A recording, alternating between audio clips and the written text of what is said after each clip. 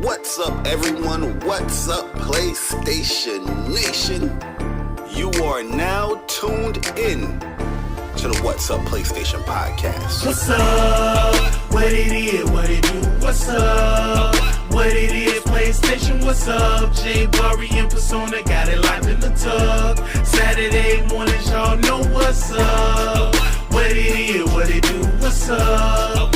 What it is? PlayStation. What's up? J Bari and Persona got it locked in the tub. Saturday mornings, y'all know what's up. They don't need no introduction. You already know what you getting, and that is facts with a discussion. The greatest to bless the mic without the needless interruption. Face it, we got an anatomy like a little bite of me for a concussion. You know what's up, man. I mean it when I seen it. I was proud of these brothers. They entertain the people every week without cussing, and you don't ever hear the drama. They keep it clean on the podcast. Independent duo doing it big when they broadcast. Haters hate to see them doing positive things. PlayStation Nation got you, ain't it obvious, man? We pulling up every week and showing love in the chat. Unlike these other channels, these guys are showing their back. Like, what's up? What it is? What it do? What's up? What it is? PlayStation. What's up? J Bari and Persona got it locked in the tub. Saturday mornings, y'all know what's up. What it is? What it do? What's up? What it is? PlayStation. What's up? J Bari and Persona got it locked in the tub. Saturday mornings, y'all know what's up. They don't need no introduction. Persona, the gaming politician, politicking for the come up. Division and vision require precision, decision that gotta be thought of. The potential is exponential. Gaming credentials is what they brought us. Get caught up. You know, Bari bring the passion when he's speaking from the heart. He the best lisp on YouTube, climbing up the charts. And when Persona speaks, he gon' tear the mic apart. Intellectually, of course, cause you know the boy's smart. They cover the news with integrity, so you know it's a must watch. Ain't no console war, just two brothers being a font. What's up, PlayStation? Got the Saturdays locked. And if you ain't tuning in, you missing out. Get blocked. What's up? What it is? What it do? What's up? What it is? PlayStation. What's up? J Bari and Persona got it locked in the tub. Saturday mornings, y'all know what's up. What it is? What it do? What's up? What it is? PlayStation. What's up? J Bari and Persona got it locked in the tub. Saturday mornings, y'all know what's up. Yo, listen, man. I really do appreciate everyone that always comes through to rock out with me and Bari, man, on What's Up PlayStation podcast. A podcast by fans for the fans, or by the community for the community, I should say. Listen, man. For me, man, I'm gaming with Persona. If you enjoyed listening, definitely subscribe to this YouTube channel. I'm a PlayStation fan too.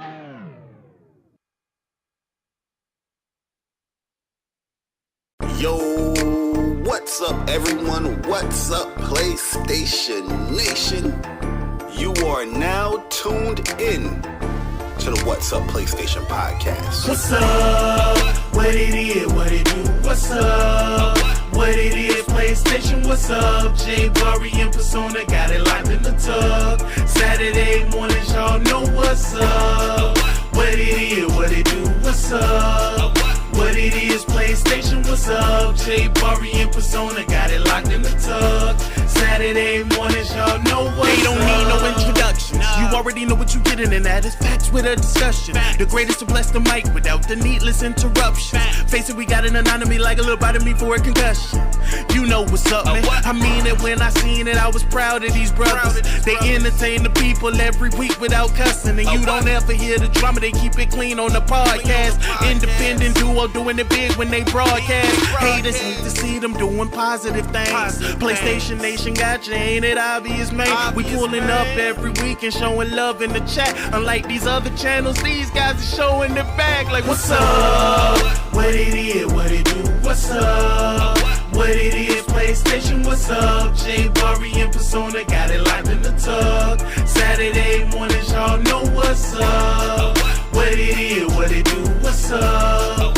What it is? PlayStation. What's up? J Bari and Persona got it locked in the tub. Saturday mornings, y'all know what's up. They don't need no introduction. Persona, the gaming politician, politicking for the come up. Division and vision require precision, decision that gotta be thought of. The potential is exponential, gaming credentials is what they brought us. Get caught up. You know, Bari bring the passion when he's speaking from the heart. He the best lisp on YouTube, climbing up the charts. And when Persona speaks, he gon' tear the mic apart. Intellectually, of course, cause you know the boy's smart. They cover the news with integrity, so you know it's a must watch. Ain't no console war, just two brothers being a font. What's up, PlayStation got the Saturdays locked. And if you ain't tuning in, you missing out. Get blocked. What's up? What it is, what it do? What's up? What it is, PlayStation, what's up? J Bari and Persona got it locked in the tug. Saturday mornings, y'all know what's up. What it is, what it do? What's up?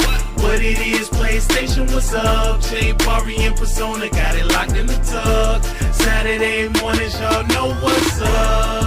Yo, listen, man. I really do appreciate everyone that always comes through to rock out with me and Bari, man, on What's Up PlayStation podcast, a podcast by fans for the fans, or by the community for the community, I should say. Listen, man. For me, man, I'm gaming with Persona. If you enjoyed listening, definitely subscribe to this YouTube channel. I'm a PlayStation fan too.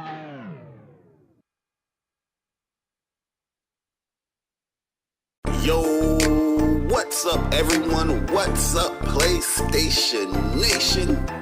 You are now tuned in to the What's Up PlayStation podcast. What's up? What it is, what it do? What's up? What it is, PlayStation, what's up? J Bari and Persona got it locked in the tug. Saturday mornings, y'all know what's up. What it is, what it do? What's up? What it is, PlayStation, what's up? J Bari and Persona got it locked in the tug. Saturday mornings, y'all know what's up. They don't need no introductions. You already know what you getting, and that is facts with a discussion. The greatest to bless the mic without the needless interruptions. Face it, we got an anatomy like a little bite of me for a concussion. You know what's up, man. I mean it when I seen it, I was proud of these brothers. They entertain the people every week without cussing. And you don't ever hear the drama, they keep it clean on the podcast. Independent duo doing it big when they broadcast. Haters hate to see them doing positive things. PlayStation Nation got you, ain't it obvious, man? We pulling up every week and showing love in the chat. Unlike these other channels, these guys are showing their bag like, what's up? What it is, what it do? What's up? What it is, PlayStation, what's up? J Bari and Persona got it locked in the tug. Saturday mornings, y'all know what's up. What it is, what it do? What's up? What it is, PlayStation, what's up? J Bari and Persona got it locked in the tug. Saturday mornings, y'all know what's up. They don't need no introduction. Persona, the gaming politician, politicking for the come up. Division and vision require precision, decision that gotta be thought of. The potential is exponential, gaming credentials is what they brought us. Get caught up. You know, Bari bring the passion when he's speaking from the heart. He the best lisp on YouTube, climbing up the charts. And when Persona speaks, he gon' tear the mic apart. Intellectually, of course, cause you know the boy's smart. They cover the news with integrity, so you know it's a must watch. Ain't no console war, just two brothers being a font. What's up, PlayStation got the Saturdays locked. And if you ain't tuning in, you missing out. Get blocked. What's up? What it is, what it do? What's up? What it is, PlayStation, what's up? J Bari and Persona got it locked in the tug. Saturday mornings, y'all know what's up. What it is, what it do? What's up? What it is, PlayStation, what's up? J Bari and Persona got it locked in the tug. Saturday mornings, y'all know what's up. Yo, listen, man. I really do appreciate everyone that always comes through to rock out with me and Bari, man, on What's Up PlayStation podcast, a podcast by fans for the fans, or by the community for the community, I should say. Listen, man. For me, man, I'm gaming with Persona. If you enjoyed listening, definitely subscribe to this YouTube channel. I'm a PlayStation fan too.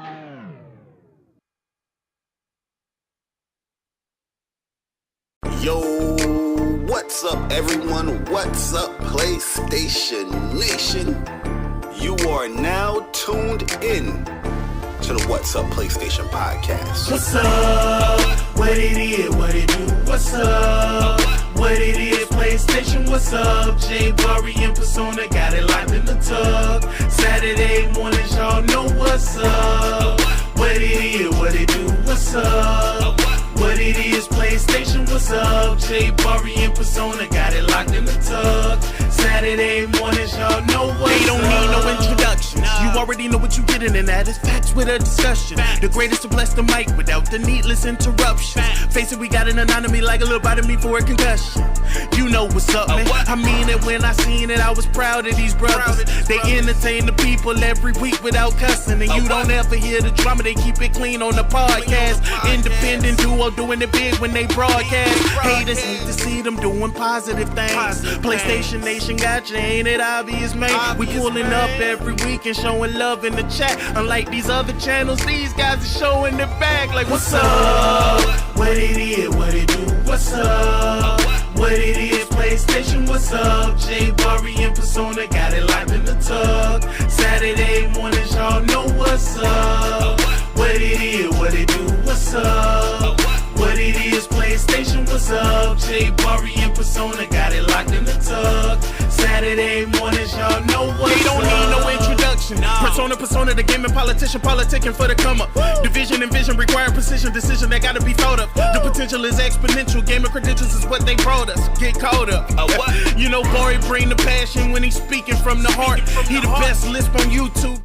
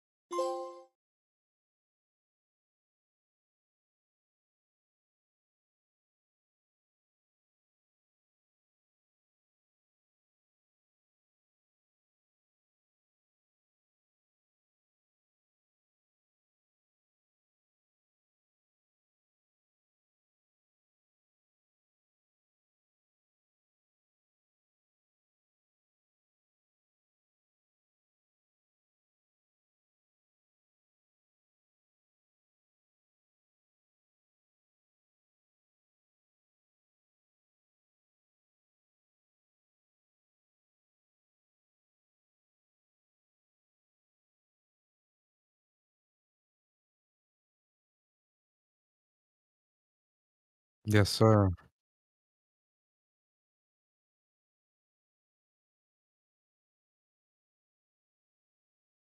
He says no audio. Yeah. Yeah, I don't hear anything. Checking everything. Now I should be there. Let me check. Okay. You see? Windows. Yo, you know a funny Persona? It reset all my settings, right? All my audio settings, everything, right? And I was doing audio check on you, and I didn't do my own audio check. Craziness. But for those that missed out and all that stuff, whatever. Welcome to another episode of the What's Up PlayStation podcast, episode 162 to be exact. See the beautiful people in the chat. What is up, PlayStation Nation? What is good to the WUPS Nation? We appreciate you guys coming through every single week to tune into a wonderful PlayStation podcast. And for those people that are new, yes, we are a PlayStation-centric podcast where we talk about the latest. And I mean the greatest, the good, the bad, the ugly news of PlayStation throughout the week. I am one of your hosts, J Bari, and I got the best list on YouTube. That's what I was saying earlier. That you gonna miss.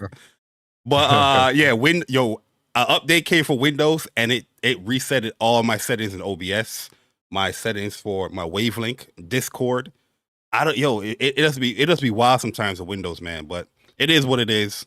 Welcome to another episode, guys. We appreciate everyone coming through. See you guys in the chat. It's going to be a good one. It's going to be some good news this week. May the 4th be with you once again. It's May 4th, today on this wonderful, beautiful day in New York City. But like I said, I'm just one of the hosts here of the What's Up PlayStation podcast. You see the guy right there. You see him right there below me. It's the Brady Bunch out here, man. That's how we set it up here. The PlayStation Bunch. The COD God. Whoa. He's coming back, y'all. He's coming back. Oh, whoa. the Dragon's Dogma King, Absolutely. the Dragon Slayer, Absolutely. the studying God. Absolutely. Gaming with Persona. Persona, what's good, bro? Yeah. Hey, yo, what's good, people, man? It's your boy Persona, gaming with Persona, one half of the What's Up PlayStation podcast crew. And welcome to episode 162 of What's Up PlayStation podcast, a podcast for the community, by the community. Big shout out to our WUPS Nation members, WUPS Nation subscribers, the people that might be finding our channel for the first time, and if you are finding our channel for the first time, hopefully you enjoy your stay. And by the end of the show, we earn your like and subscribe. Feels good to be here, man. It feels good to be on a PlayStation-centric podcast where we talk about all things PlayStation or PlayStation-adjacent news. Does that exist? I don't know, man. It's a dying breed, man. It's a dying thing out here. But it's good to be on talking gaming. Before we get to that, too, big shout out to Kind of Funny Games. It's going to be a hard adjustment, to be honest with you. Them not doing their platform-specific podcast anymore.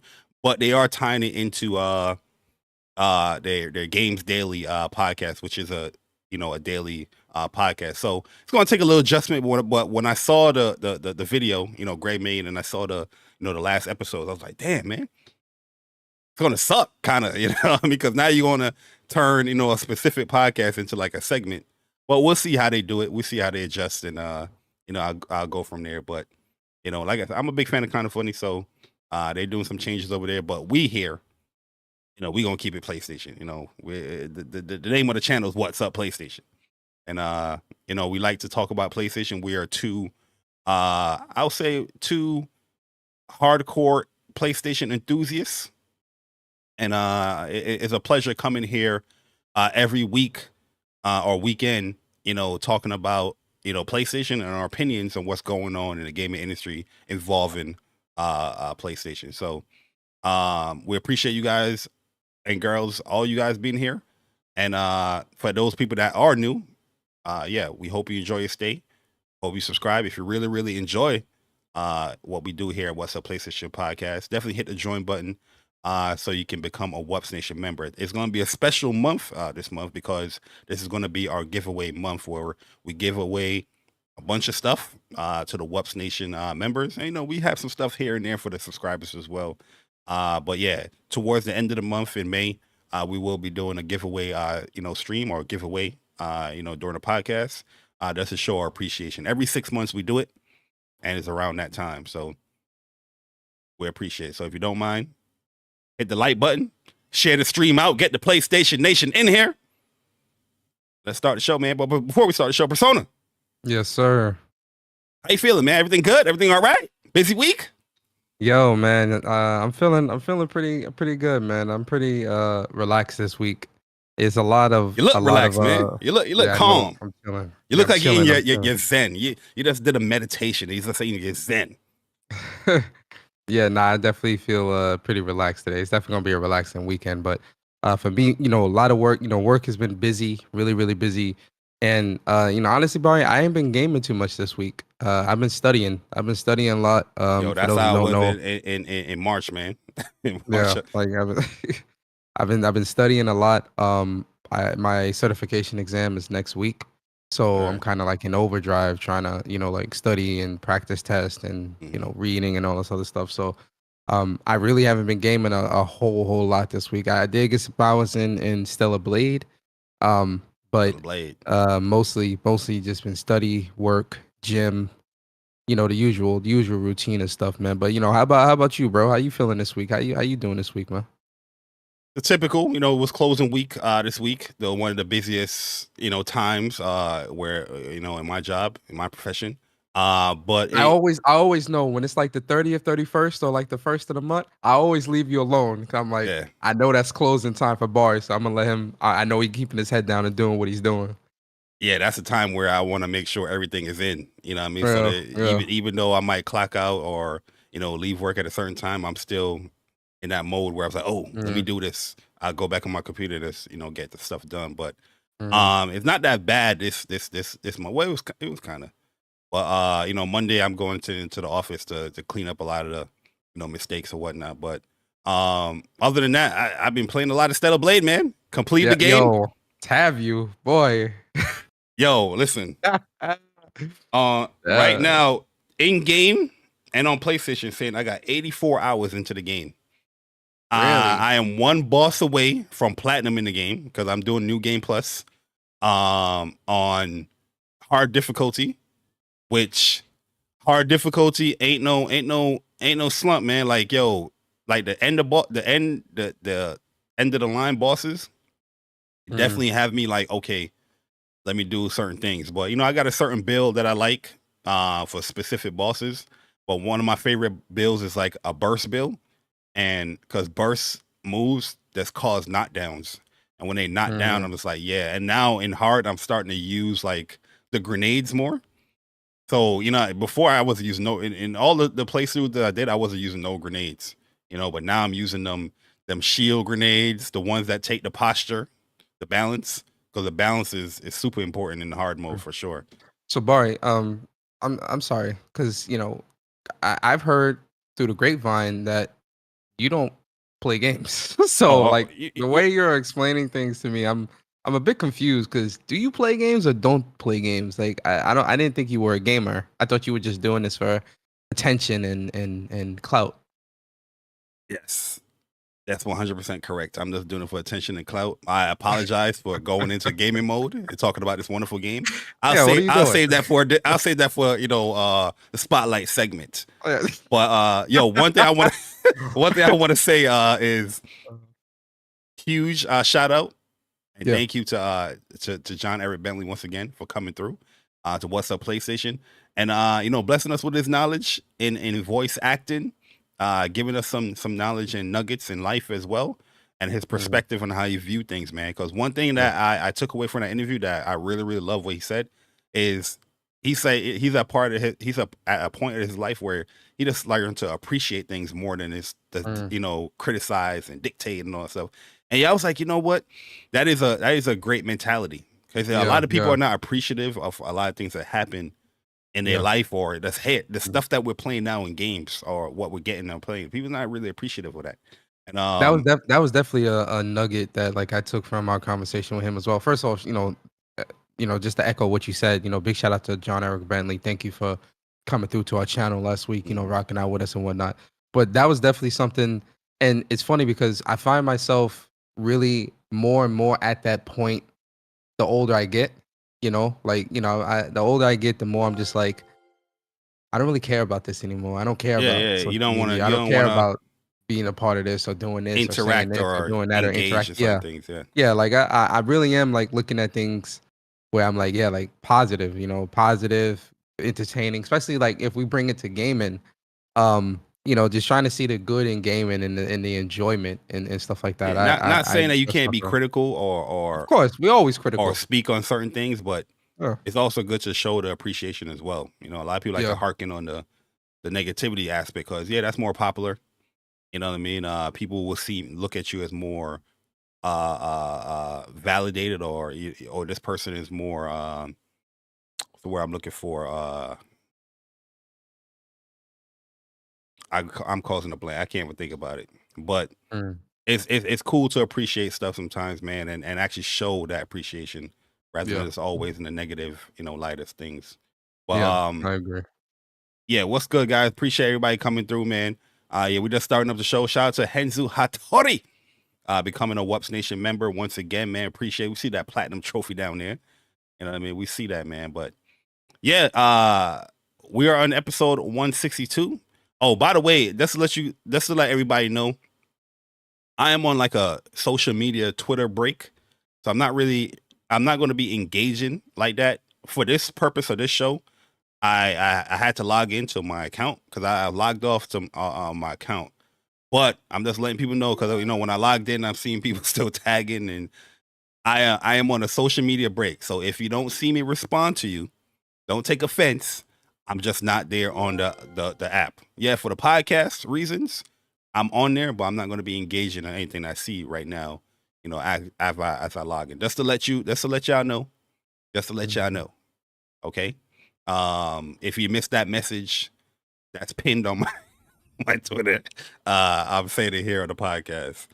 But appreciate Cyber Dragon for the 24 months being a WUPS Nation member. Say good morning. Morning chat, mods. What's up, PlayStation Nation?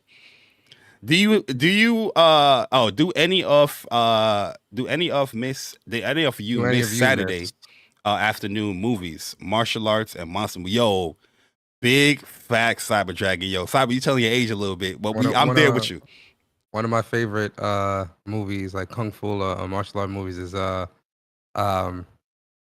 Drunken Fist, I think it's called. Okay. With Jackie Chan. Oh yeah, that's the I think it's Drunken Fix or Drunken Drunken Master or something like that. Drunken Master or something. He got like two versions of that. He got two versions of that. Yeah. That's one of my favorites. And then it's this other one with Jet Li. I forgot the name of it. But yeah, I know exactly what Cyber's talking about with like Saturday morning. Drunken Master 2. Yeah, those. Yeah. I love both those movies, man. Yeah, I'm a big kung fu like movie fan, so I have like a lot of kung fu movies on, even the Apple or whatever that's happened there. Due to the fact that they don't run those anymore. One of my like movies that I love to watch, and I know it's not a good movie like the story wise and acting and all that stuff, but American Ninja, yo. Y'all remember American Ninja? Yo, I love the hell out of those movies, man. Like growing up as a kid, I used to dress up. When you put the little T-shirt on and you make it into a ninja. Yeah, I used to do it. I was like, I'm like the American real Ninja. Talk. This is more of like an American movie, but still like kung fu focused. Three Ninjas, man. The first movie. Oh yeah. Three Ninjas. I rock with two as well. 2 or 3, I can't really rest with, but like 1, that's like. I love that movie. As a kid, I used to watch that movie crazy. That and Karate Kid, man. I used to watch Karate Kid. Yeah. Yo, cause like around the afternoon they would have those movies. Like there was like 1 or 2 running back to back, and it was like, you kind of miss those days. Yeah. Also, big shout out to Ice Queen Gaming for the 16 months of being a WUPS Nation member. We appreciate it, Ice Queen, the queen of ice. Oh, Brian, Bloodsport is my movie. I was just watching Bloodsport the other day because I was scrolling through YouTube, and YouTube has it up free right now. So if you're like a premium member, I don't know if you have to be a premium member, but YouTube has a lot of these movies for free. Bloodsport, what's the other one? Kickboxer, Kickboxer. Jean-Claude Van Damme or Jean-Claude Van Damme. Yeah. A lot of these movies are up there, on YouTube for free. Like, just scroll and you'll see it. You'll see it. Yo, Bloodsport is. I love that movie. Yeah, Bloodsport is my joint, man. I do know he not do no martial arts, but he in every martial art movie back in those days, man. But let's kick this show off, man. We appreciate everyone coming through. Like I say, if you don't mind, hit the like button. Share the stream out, get the people up in here, get the PlayStation Nation in here, because I think this one's going to be a legendary show. Lots to talk about. So make sure you sign into those PSN accounts. And let's get this thing rolling. Listen, I gave Persona the warning yesterday. I gave him the warning. It's going to be a rare show, guys. Especially that I haven't seen it. Somebody definitely going to be clipping this. Especially if I haven't seen a lot of stuff on Twitter this week. And, shout out to my man Persona. I was like, what? We're gonna dive into it, because I understand both levels. Yeah. But let's start the show. Yeah, go ahead, jump into it, man. Yo, shout out to Push Square once again. Shout out to the guy Sammy Barker, for putting out the Games of the Week article. So these are the new PlayStation 5, PlayStation 4 Games of the Week of May 6th through the 12th. So this is next week, actually, not this week. Oh, by the way, we should let them know too. Next week, there will be no What's Up PlayStation podcast. Hopefully everybody can celebrate their Mother's Day weekend. But it's gonna be a busy weekend next week. My mom's birthday is Friday, Mother's Day Sunday. Just take the time and spend with your time, with your family. A lot of people got personal stuff that they gotta do, and we're gonna respect that. So we're gonna take off next week off for What's Up PlayStation. Yep. We're clout chasing and all that, but we take our weeks off. Yo, legendary Yobi. I was just about to say, go ahead. You got it. Yo, big shout out to legendary Yobi, man, gifting 5 WUPS Nation memberships. Yo, thank you so much. Appreciate you. And big shout out to Just Wait Amun Rathri K, Leech 1399, Seattle Chef, and the Ruham becoming members on the channel, man. Appreciate Oh y'all. yeah, man. Michael Dudikoff. Yeah. That dude, he didn't know how to act though. Like rewatching American Ninja as an adult, there was cool scenes and stuff that I love as a kid. But rewatching, I can still watch it to be honest with you. But rewatching, it was like, damn, the plot was kind of weak, the acting was kind of weak. But You know what movie I was? that's my this is pastime right there. This isn't kung fu, but like since we like talking about like old movies, you know, a movie I was watching last night. Like it had me rolling, bro. Like I was just like sifting through. I was like, I'll watch this. Night at the Roxbury's. Man, I ain't watched that in a long. I ain't watched that in years. So I was like, I was like, let me watch it. Yo, that movie is still funny as hell to me, man. I love that movie. Yeah, So shout out to Will Ferrell, man. Yeah, Will Ferrell's a legend, man. Yeah, watch that movies all day. Yo. Movie is funny. But yo, legendary Yobi, appreciate it, man. Shout out to Yobi. Blessing the chat Shout up with the gifted memberships, man. Thank you. So let's get into the games of the week or next week. First game we have here is the Prisoner of the Night. We got the Prisoner of the Night. See, now you got me. PS5 and PS4. Animal Well. This is a game that, Shuhei Yoshida shouted out. Finally coming out on PlayStation on PS5. Crow Country for the PlayStation 5 and 4. GIF. Persona, where my GIF at, man? Where my GIF? Well, your birthday is coming up, so yeah, you're right. I got you a GIF. GIF next week for the PlayStation 5. Imagine Earth for the PlayStation 5 and 4. Pac-Man Mega Tunnel Battle Chomp Champs for the PlayStation 5 and 4. I like them Pac-Man games. One for the PS3. What was that? Pac-Man DX or Deluxe or something? That game was fun as hell. Pac-Man World. Didn't they have like Pac-Man DX World? I think it was or something like that, right? That game was good. I gotta see if I still have it on my PS3. Still have my PS3, by the way. That works. I do too. My big boy one. And then we have Rainbow Cotton for the PlayStation 5 and 4. These are the games that's coming out next week. Yeah.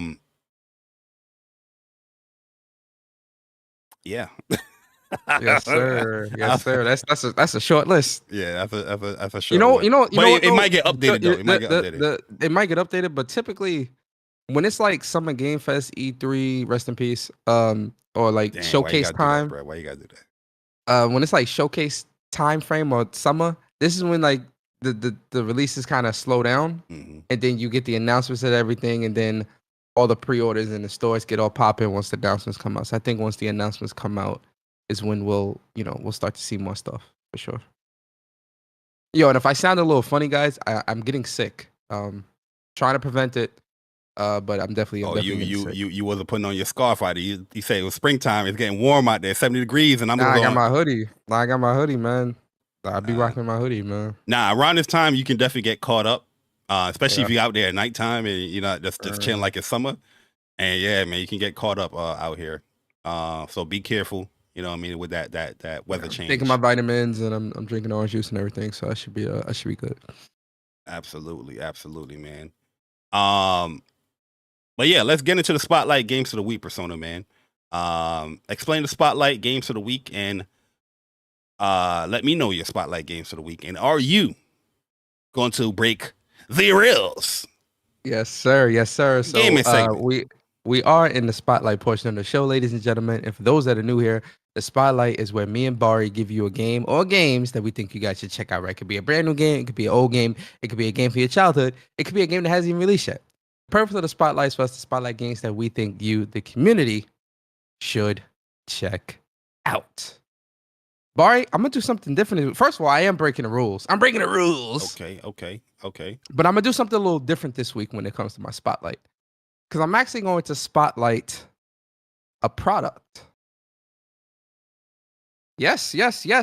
Now, Bari, you might want to hit me for this product that I'm about to spotlight, but just know I know how to box. You like that? I know that's New York. I'm gonna give you a trophy for that. Yes, sir. Give me that trophy. Yo, listen. I'm spotlighting the hitbox. Yes, I'm spotlighting it. You spotlighting hardware today.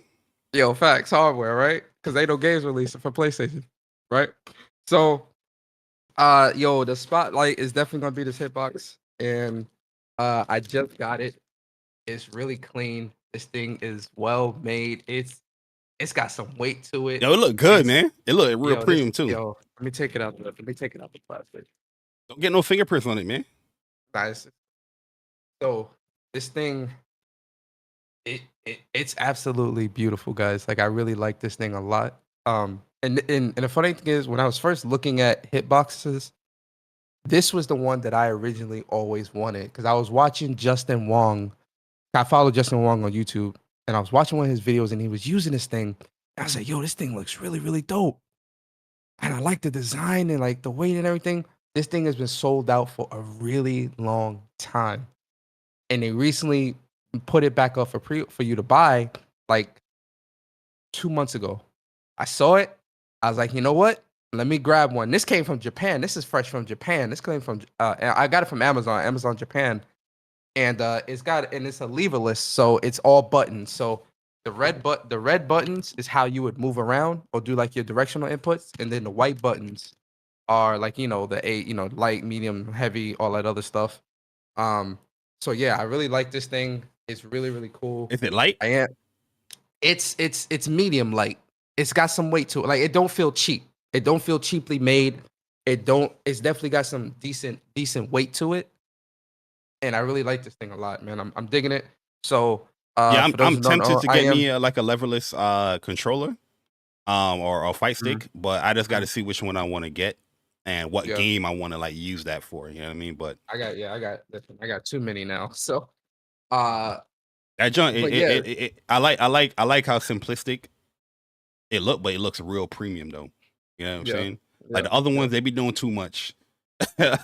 All them buttons on that, but that look clean though. I like that. Yeah, that looks dope. So, yo, I'm digging this hitbox. I'm definitely gonna be like breaking it in a couple of games.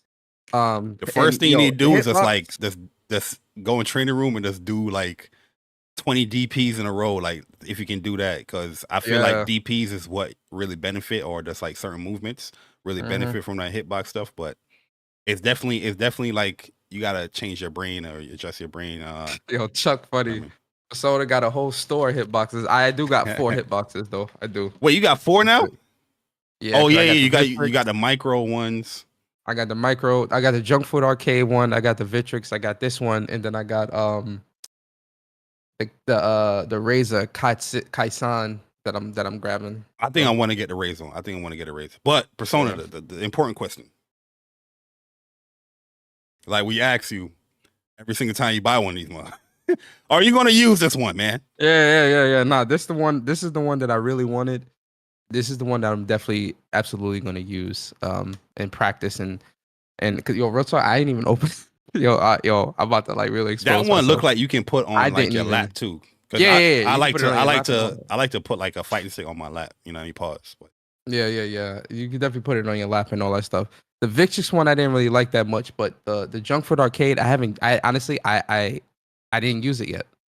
I haven't really taken it out of the box and using it. So Victrix, Victrix are great. One, they're great, like fighting sticks or leveless, but they're not great. Leveless is not. They're not great training room sticks. They're not. In my opinion, the leveless on the Victrix, it's too much real estate for me personally. Like it's too much. Like because it's in like a Victrix chassis. Yeah. And the buttons and everything are like kind of like more so in the middle on the Victrix. Then with the Victrix, I don't know. I just feel like it's too much real estate and it's too bulky. This hitbox here is like the perfect balance, I think. So no, but with this one that I got now, this is definitely gonna be the one that I'm really gonna like train with. Oh, Dre got one too. Yeah, I think Dre did get a hitbox. He said he barely used it though. You too used to what you used, man. Y'all need to start using y'all hitboxes out there. It's a learning curve, man. It's a learning curve, man. It's a big learning curve, especially with fighting games. And at first, you're gonna lose a lot because you're not gonna wanna, you're gonna wanna be like, I know I can beat them, but I'm using this hitbox, so I can't, like whatever. But I'm gonna really stick with it, and I'm actually gonna be doing a series on my channel called Learning the Hitbox series. Persona Learns Hitbox.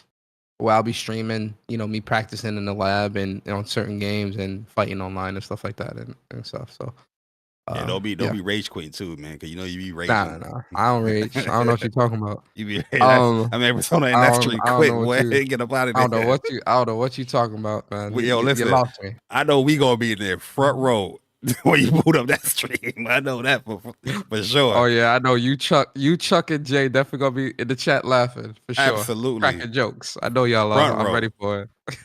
Well, I feel like just finding that specific game. Yeah, you know what? You know, Tekken might be a good game for Hitbox too. I don't know if people use Hitbox in Tekken, but it seems like it'll be a good game because you pressing the directional. Yeah, a lot of directionals. Yeah, really and truly, I think the Hitbox would fit most games because you get more precision in your movements and inputs and stuff like that. I mean, with any fighting game, that's true. so it really will fit with anything. But like a game like Tekken, even 2D fighters and stuff like that, it's a good thing. So yeah, the Hitbox, that's something I'm spotlighting.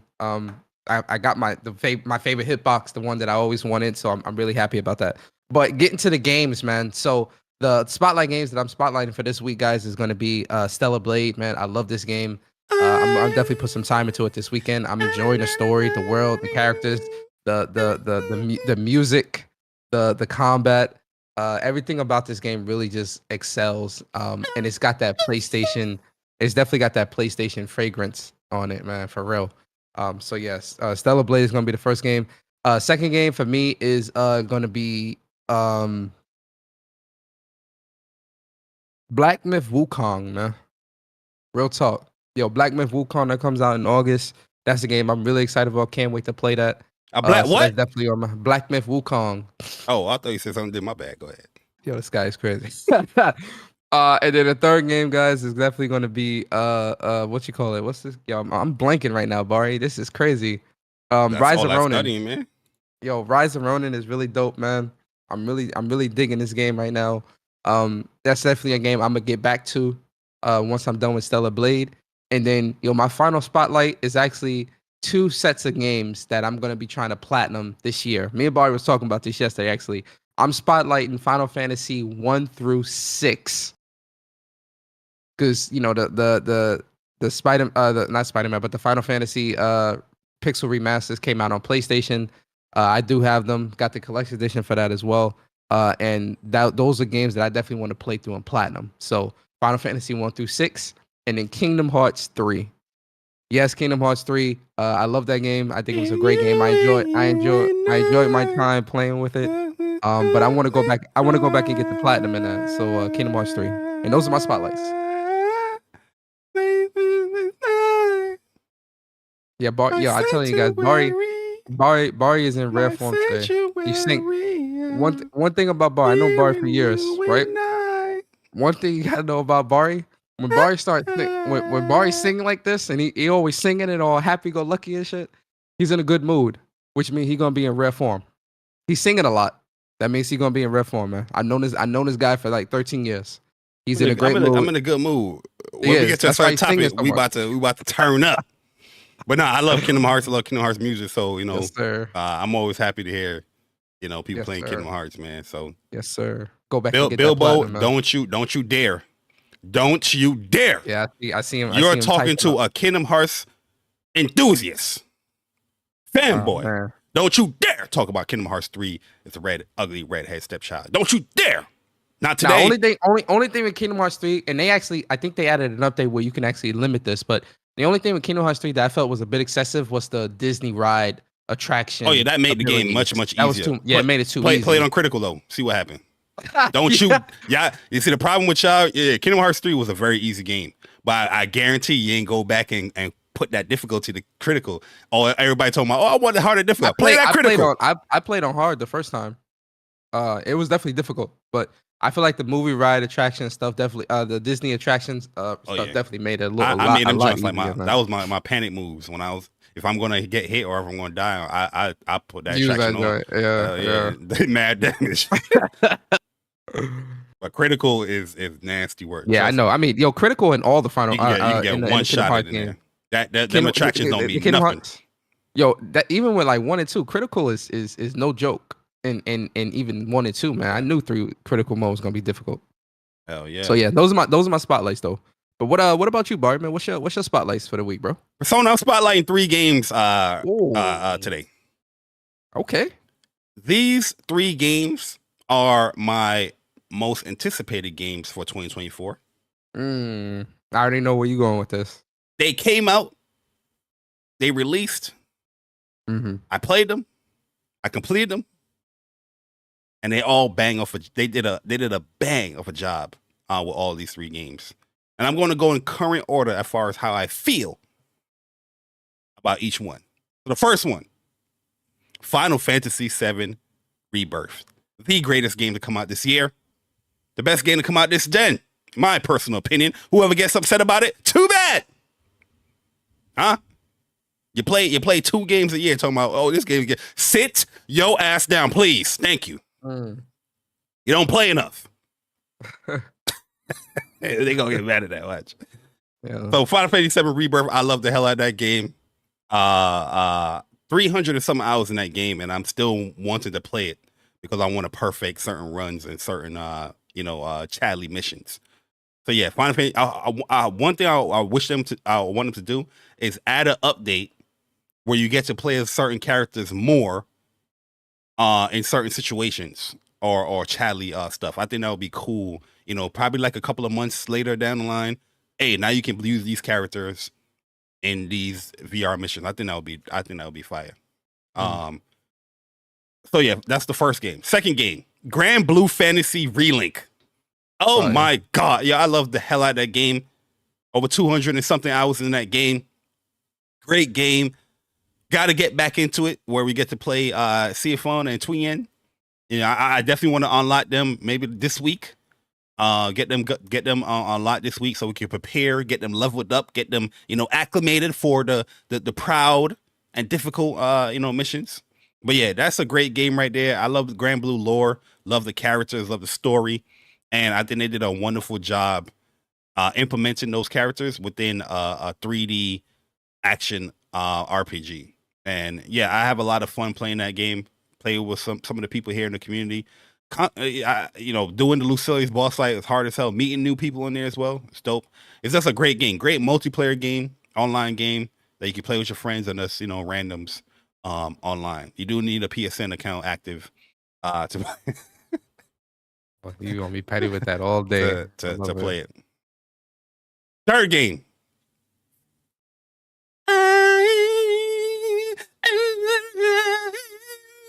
That's a Taki theme. But yo, Stellar Blade. My goodness. Yo, Persona. Those 3 games right here, I'm very, very excited to do a WUPS Up PlayStation review. WUPS reviews for those 3 games. Because Stellar Blade, I was anticipating Stellar Blade. I love the action. I love the all the stuff that goes around there. Eve is a great character in many ways. But yo, surprisingly, that game is so fine-tuned as far as the world and what they're trying to showcase within the world and the things that happen within the world. That game is stellar. Like legit. Very, very stellar game. When you complete the game and you find out all the things that's happening and why things are happening, and you get certain endings, it's like, yo, you think back to all the stuff that you've been doing, all the people that you've been helping, it's like, yo, this game is great, man. Yo, really and truly.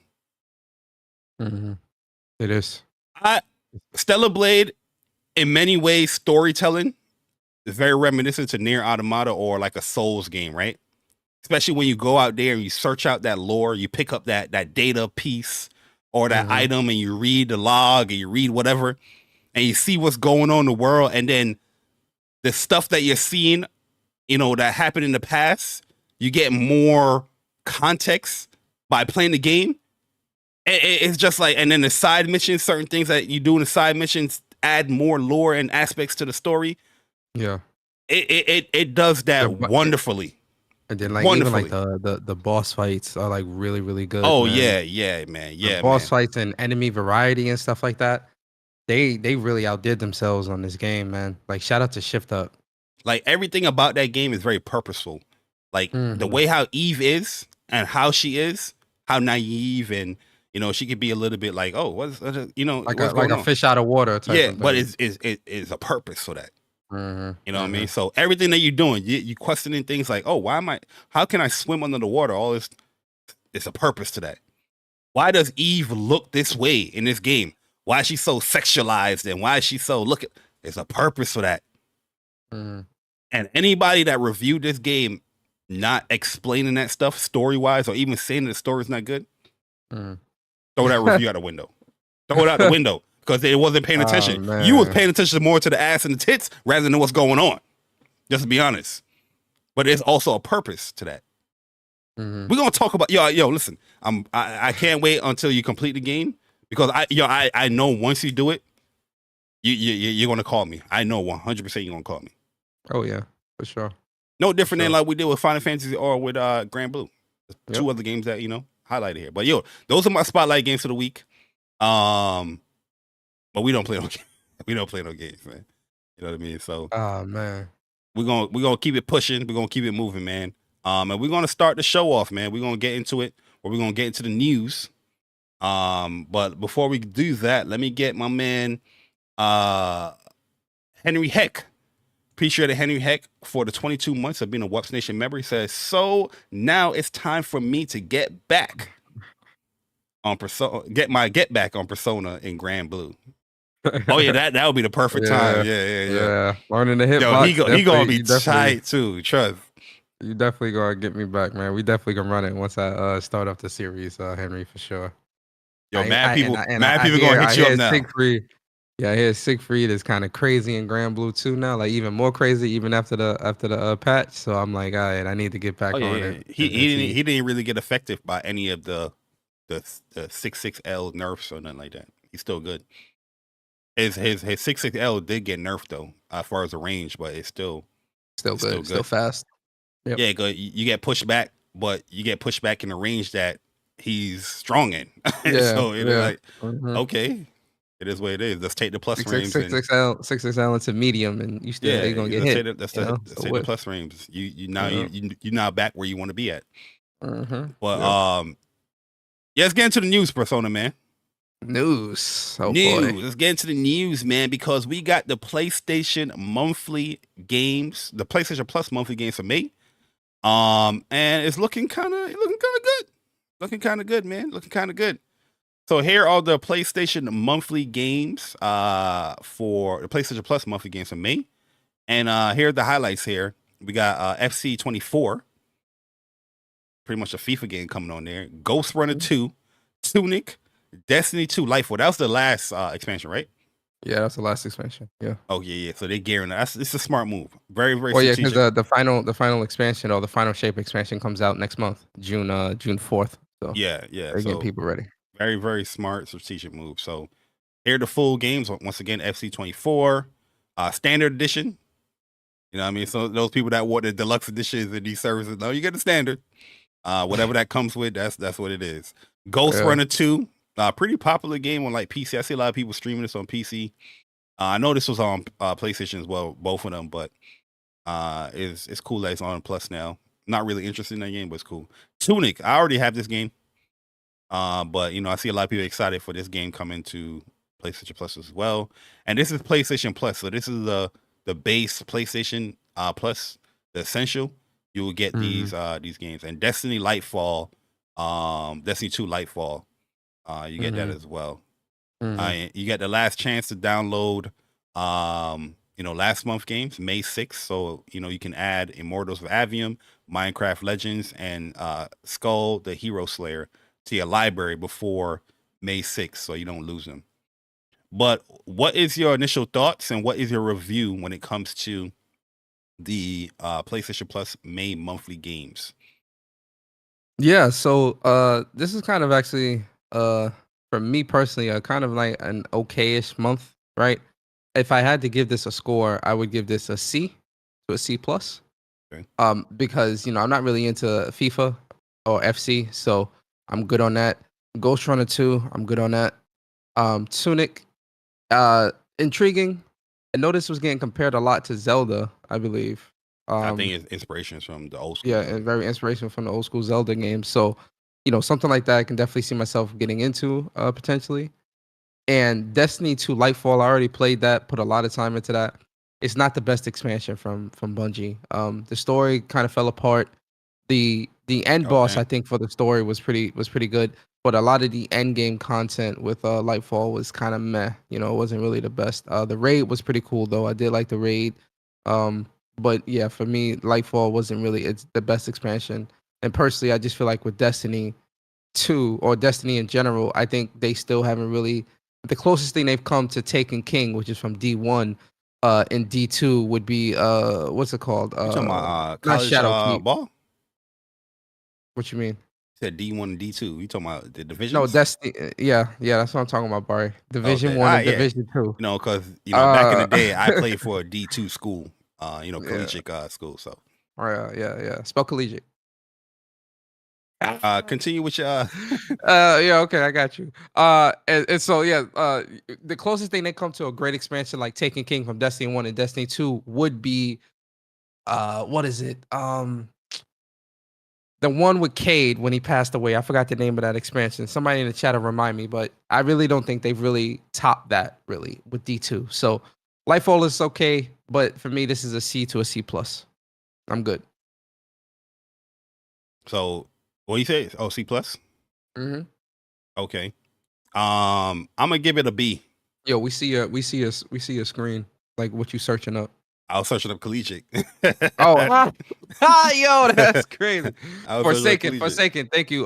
Shout out to Henry and Mark. Yeah, Forsaken DLC or expansion in Destiny 2. I will put that to the equivalent of the Taken King in Destiny 1 as being a really good expansion. I searched it because in my brain, I was spelling it in my brain. I was like, I'll make sure I spell it right. I was like, yeah, I got it. Okay, I got it right. Man. I would give it. Good I would give it a luck, B. I would give it a B. A B, close to Wow. like a B minus, because I feel like the strategy of what they're offering is smart. FIFA is a very popular game, and a game like this will boost PlayStation Plus. Oh, FIFA is in there. That's a game I play. Let me go in there. That's a big game to get in there. Like no different than NBA 2K or Madden or whatnot. You're getting in there. Mm-hmm. The Destiny move. I don't really play Destiny, but I understand like you got a new expansion coming out, and anybody that has missed it, if you got PlayStation Plus, you can catch up on that. So I would get that. Tunic. I hear great things about Tunic. Like I said, I bought this game, but I just never started it up yet. But I always hear good things, especially like industry wise, good things. Ghost Runner 2, probably the game that I will sell. I'm not interested. Majority of these games I'm not interested in it, but I see the strategic level of it, so that's why I'm just giving it like a B minus or something like that. Is that a subjective score? What's your objective more objective than subjective? More objective. Okay. Subjectively, yeah, I'm around with you with it, like a C minus. You know what I mean? But objectively, I see its purpose to the offerings that it may. And like I said, anybody that's a part of PlayStation Plus from Premium, Extra, and Essential, you can get access to download all these games. If you just have Essential, you also get access to these 4 games. The next time we talk about PlayStation Plus is going to be the catalog games, and those are for Extra and Premium. Yep. So just letting anybody know that don't know. Well, let's get into the PlayStation Stars campaigns for May. So the campaigns and digital collectibles, they do this every month, which is great. I like the fact that they actually being active and showing these campaigns for stars, so you can earn your 50 points, so you can earn like a cool digital collectible or whatnot.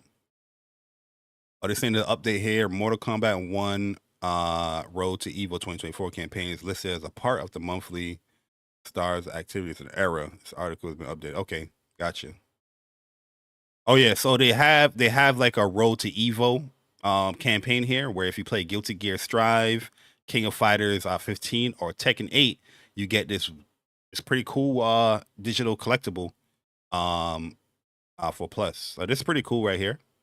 I'll definitely boot up some Guilty Gear. Yeah, I'll definitely boot up Guilty Gear and get that for sure. I like that. And the next one we have here is the PlayStation Plus catalog for the month. So you get 50 points towards your stars points. So if you play Assetto Corsa, Dead by Daylight, Back for Blood, Riders Republic. Damn, Riders Republic. I thought this game got shut down. All my tripping. No, it didn't get shut down. Outriders and Wreckfest. So it's pretty much like racing online games. Shooters. as well. Outriders is a shooter, third-person shooter. Oh yeah, Back for Blood is a shoot. Yeah, okay, yeah, Yep. right. Yep. Campaign Role Players Guild, the digital collectible, the Outlaw. So if you play Cyberpunk 2077, Grand Theft Auto 5, Like a Dragon, Infinite Wealth, Like a Dragon Gaiden, The Man Who Erased His Name, Red Dead Redemption 2, and Payday 3. Kind of confusing here as far as having Grand Theft and Payday in there, but you get this cool card here, the Outlaw. Mm-hmm. Um, Well, probably because Outlaw, you know, you do a lot of unlawful stuff in Grand Theft Auto and Payday as well. and Payday, So as well, probably yeah, why. okay. You know. But why I call it role players? Well, yeah, you're playing the Outlaw. Yeah, right. Gotcha. Yeah. Campaign PlayStation Plus, monthly games await. I don't think. Oh, I guess you just play the PlayStation. The games that we spoke about. Yeah. If you boot we those played up, them. you get the Mhm. 50 points towards the thing. Mm-hmm. Then we have a VR, Tiger's Blade, Hubris, Sea Smash, VRS, and Stilt. And then the last one here is the campaign PlayStation and PlayStation 4 digital collectible PlayStation 4 Pro console black. So I guess if you PlayStation 4 console brought enhanced visuals to new and existing games via support with 4K. Oh, this is just explaining it. So play any PlayStation 4 or PlayStation 5 games to unlock this limited edition digital collectible. So this one is kind of different. Where I think what color was it? Was like the blue PlayStation 4. You had to have that specific color for you to get that digital collectible. Now they're opening up more. Or if you just Well, play. now this one it says available only for registered owners of the PlayStation 4 Pro console black. Where am I missing it? Oh, available for. Oh, I just missed that whole sentence right there. Yeah. So, Okay. So we're gonna get that off rip. Okay. So who supported that PlayStation 4 Pro? Real talk. I'm waiting for them to do the God of War one too, because I got the God of War 2018 PS4 Pro bundle as well. Yo, did they do that PlayStation 4 Pro collectible one? You remember that blue one? Did you get that one? I think you got that one, right? It was like a blue special. They did like 500 million. Yeah. The 500 million. Yeah, I got that PS4 Pro as well. I haven't booted, like that's in the box though. I've never opened. Yeah, that's that. something that you're not going to. Did they do one for the additional collectible for that? Oh, we missed that. Nah. They should do one for that. I think that's one that you should definitely. They should, but I'm not opening that thing and booting that up to do that, man. That's a collector. For me, that's a collector's item. So like, because you got to register. Yeah, right. Yeah. Oh, and maybe. Well, yeah, you're going to have to register. Yeah. Mm-hmm. And then the last one we have here is the last campaign is the Wind Down with PlayStation, Fuzzy Sheep, Ottoman. So if you play Open Rose, Melatonin,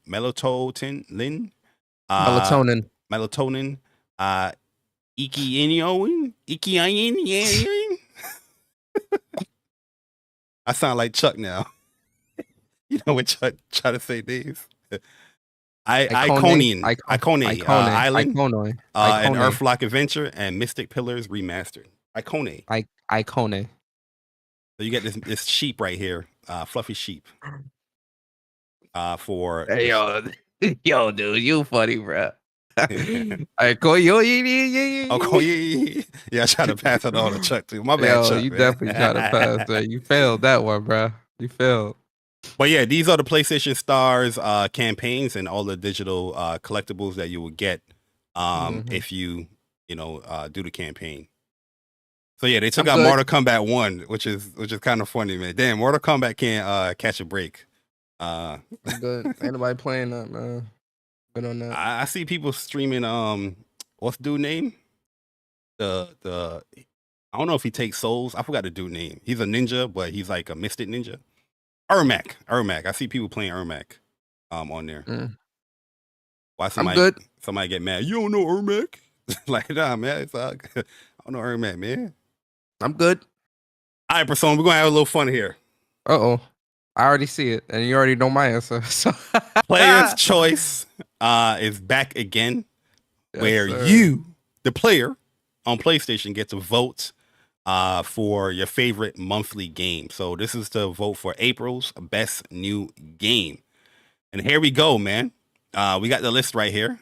What was April's best new game? Another Crab's Adventure, Dave the Diver, Freedom Planet 2, Grounded, Harold Halibut, Saga Emerald Beyond, Sandland, Sea of Thieves, Stellar Blade, Tales of Kenzara Zao, Top Spin 2K25. So Persona, I'm very curious to know which of the games listed here is your best new game in April.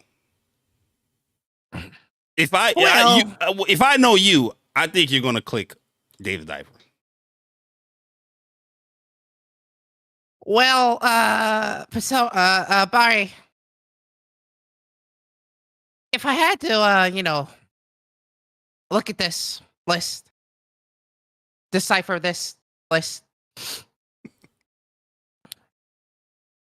it took some time for me to really try to understand what I would choose. I know some people say, nah, I ain't even gonna say that. I ain't gonna joke about that. Never mind. Let me not joke about it. Anyway, yo, listen. Gonna go there? Damn, I was gonna definitely go there. I mean, by this list, it's a no-brainer, man. Not lisp. The list, yeah, the list. You the one with the lisp. You the lisp. I'm talking about lisp. Nah, but for me, honestly, Stellar Blade. Like Stellar Blade for me takes the cake for the month of April. No other game for me personally compares to Stellar Blade for the month of April. No other game. No other game comes close for last month. Respectfully. Respectfully as well. Yeah, Stellar Blade is an amazing game, man. Not saying that Tales of Kenzara is not. It's a good game. Pretty cool from what I played so far. But that Stellar Blade? Incredible. It's my third favorite game of the year. I played a lot of games this year so far. Listen. It really is like I gotta beat it. Pause. But yo, that's why I said you gotta beat Stellar Yams. I gotta complete the game. I gotta say certain words. I'm talking on here. I have to complete the game, but it's definitely creeping into my top 3 so far this year, man. Real talk. Yeah, it's great, man. It is right now. Top 3. Rise of Ronin, Final Fantasy VII Rebirth. Not Rise of Ronin. Grand Blue Fantasy Relink, Final Fantasy VII Rebirth, and once I beat Stellar Blade, man.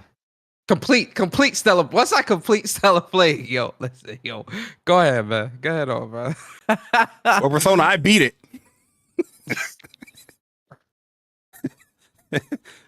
I beat it twice. I'm gonna beat it a third time.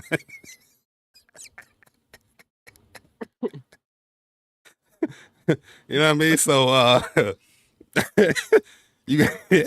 was gonna say something crazy, but nah, man.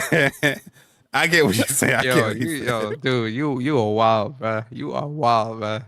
I mean, I beat a lot of games. We talking about games, man. What you mean? But yeah.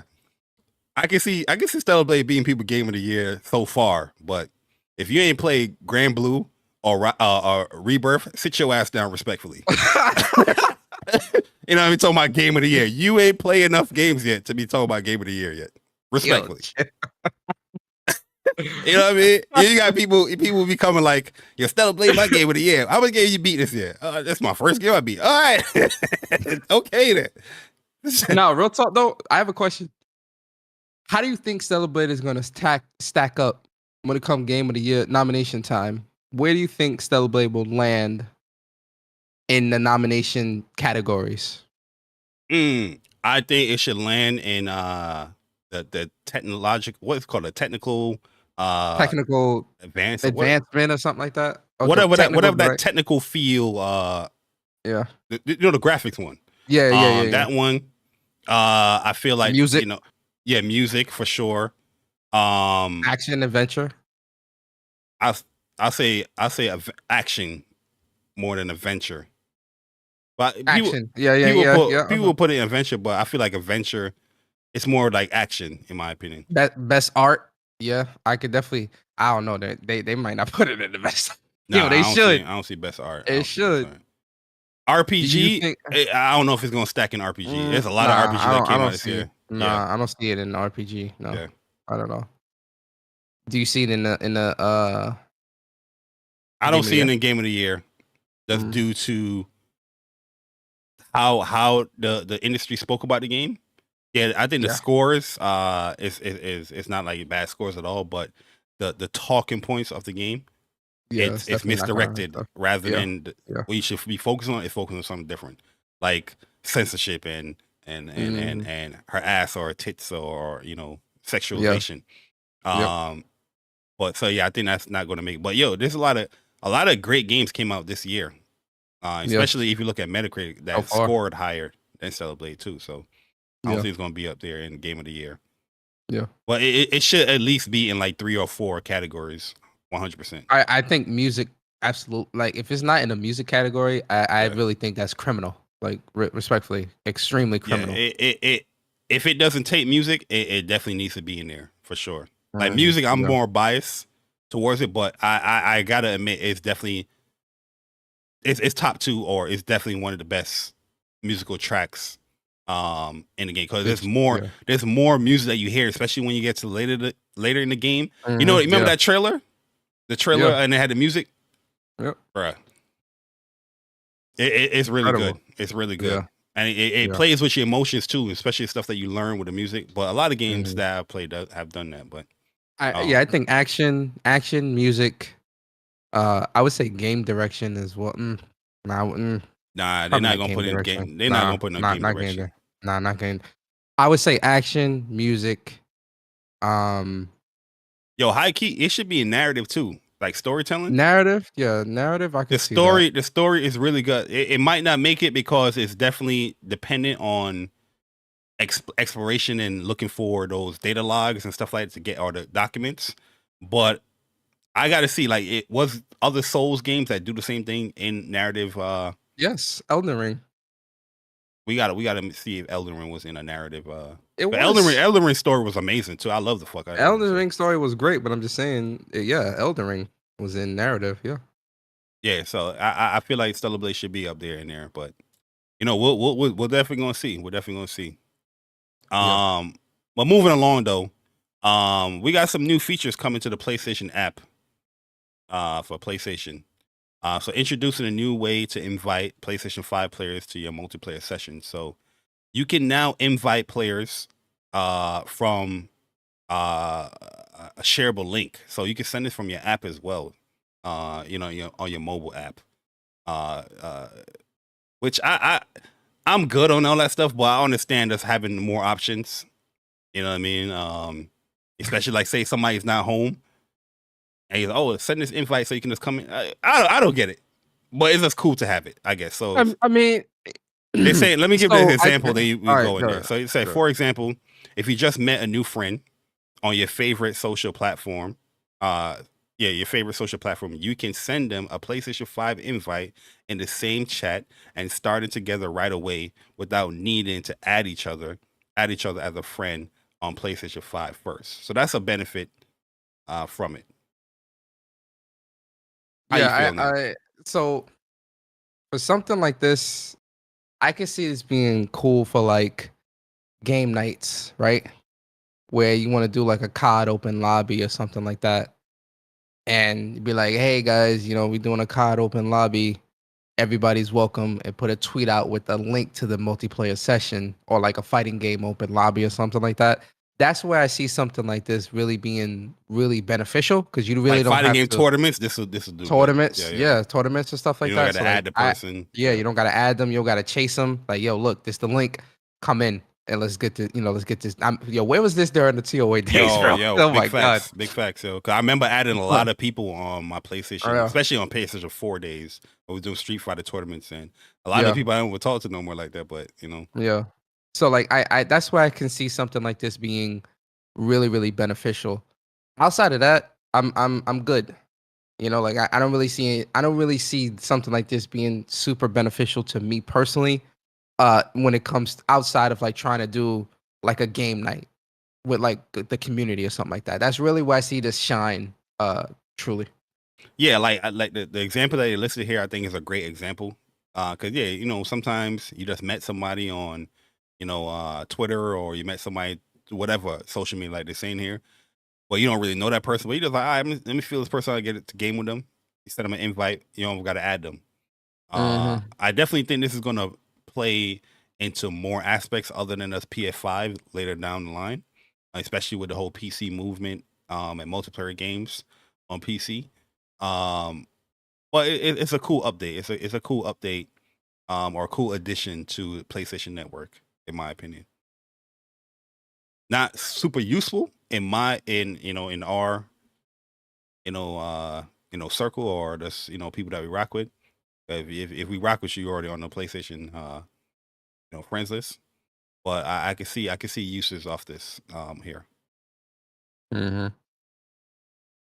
A PlayStation Plus subscription is required.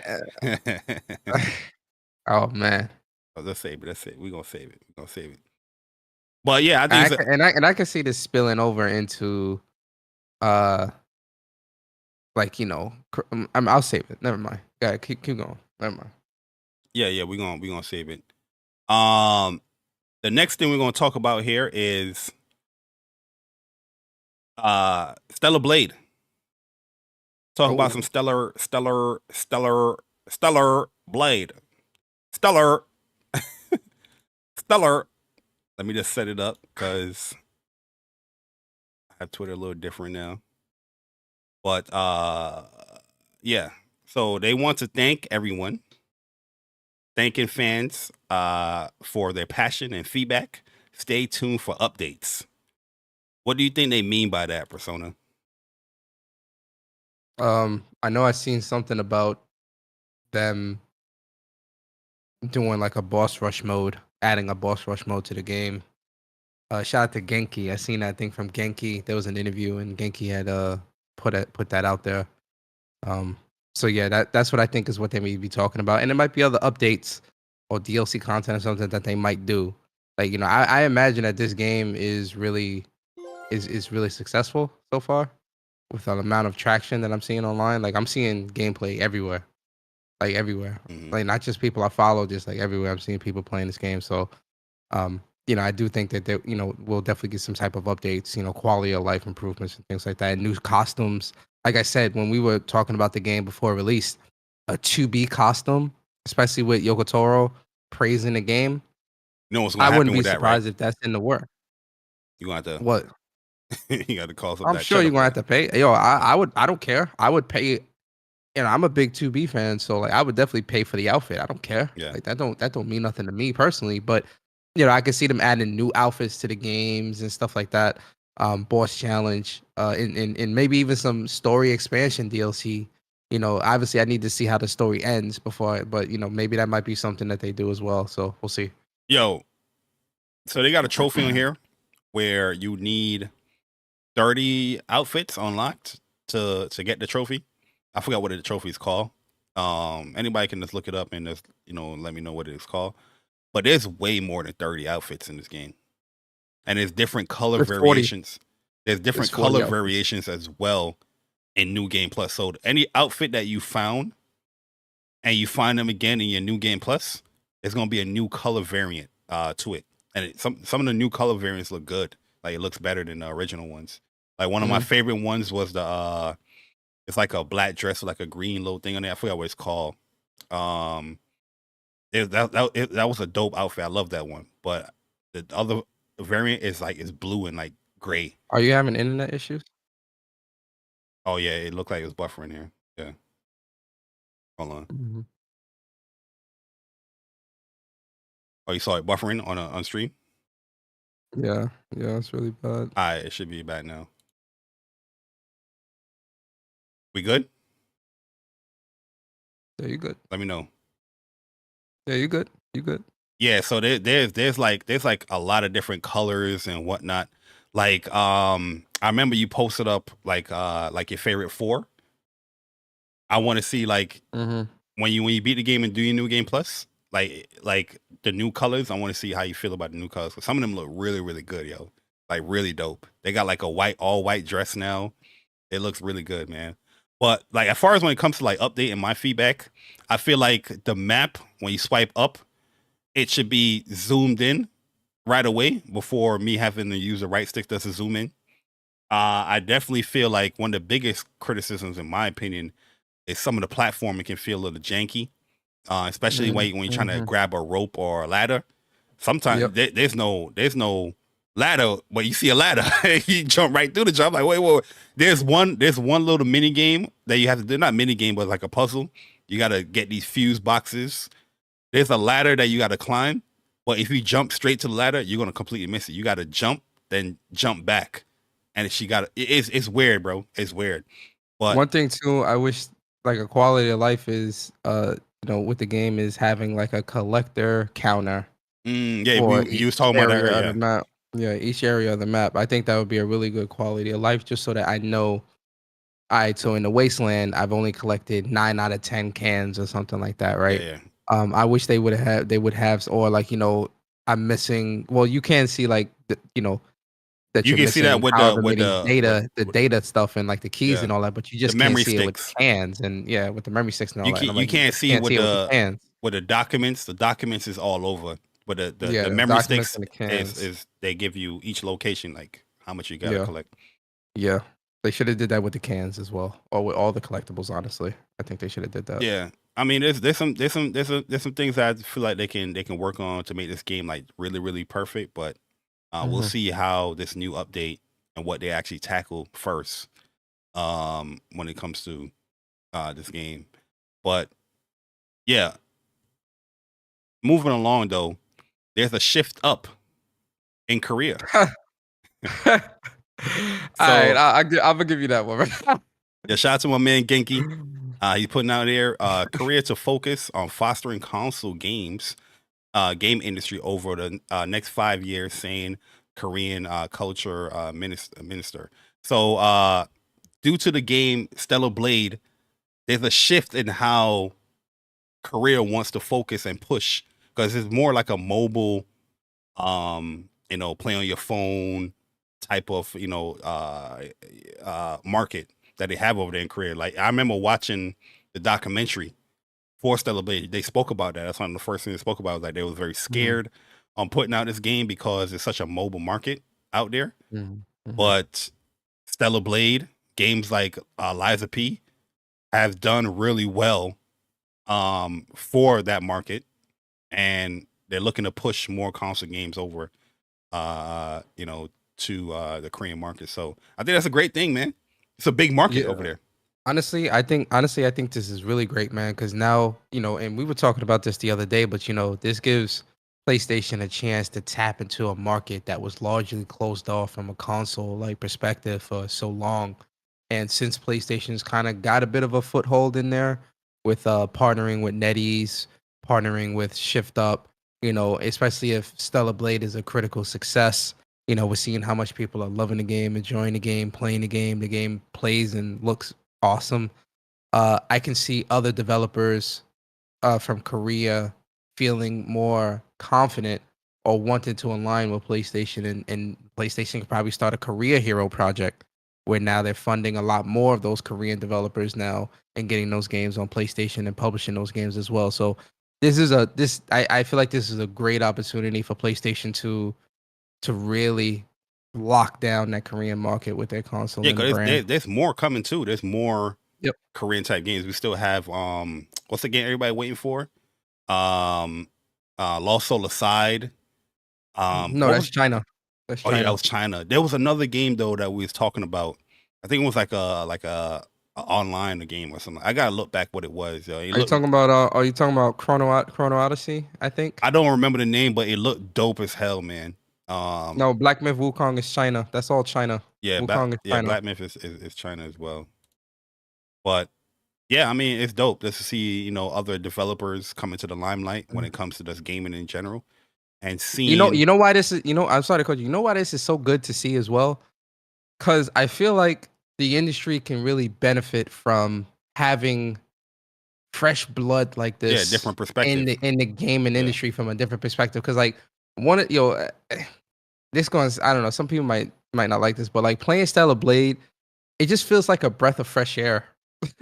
Just playing a game that just like plays, runs, looks the way it does, and it just feels great to play. And I want to see more of that, man. You know, it feels refreshing, even though like it's got a lot of because the game has a lot of elements of other games in it. You know, there's a section of the game where you would think you were playing Resident Evil. Yo, You know, there's big a section of facts. a Yo, there's a facts. section of the game where you know you would think that you're playing you know a temple run. You know, there's so many different elements of other games in this game, but it's executed so well. And you know, from a perspective of like Shift Up and again developers like this, I just think it's great to see this new type of blood try to get into like console or PC gaming market and try to put games on the console. So Yo, that's I what like it was. Was it? Yeah, Doki V. That's Korean, right? That's Doki V, is that Korean? I thought that was China as well. Cause that was the online. Doki You V. remember when they showed that? Yeah, that junk did look. Yo, they good, showed bro. that like 2-3 years ago. That game looked great, but we haven't heard anything from that game in a long time. No, Yeah. Doki V. I don't It's know been if a- Doki it's V been is a hot Korea minute. though. I don't know if, Yeah, if let me Doki V is look it up. Korea or China or Japan, Korea, China, or Japan with Doki V. But yeah, I remember we saw Doki V. I don't know if I don't remember if it was 2022 or 2021, but Doki V definitely looked like a really, really awesome game. It looked like a mix between Yeah, like it is. Pokemon and Grand Theft Korean. Auto. It's Yeah. Korean? Okay. So yeah, there you go. Yeah. And Pearl Doki V Abyss. looked like a mix between Pokemon, Grand Theft Auto, and like a bunch of other like crazy like a bunch Splatoon. of other games, Splatoon and all that stuff. Yeah, that game looks great.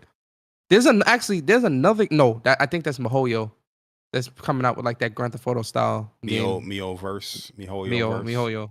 Yeah. Yeah. Well, Persona. Mm.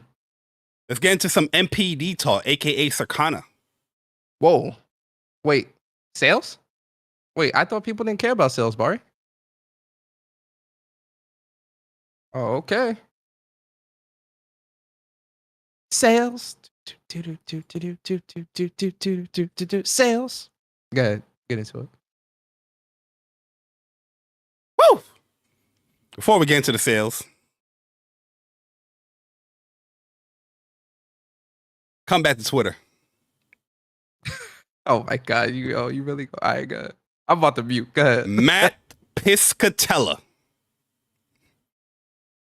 I had one interaction with this guy in a DM asking him to come on Mind Enough a Gamer. That was Persona podcast back in the day. You know what I mean? I was like, yo, this would be cool to have, you know, a guy that, you know, talk about MPDs on the show, giving you factual information and whatnot.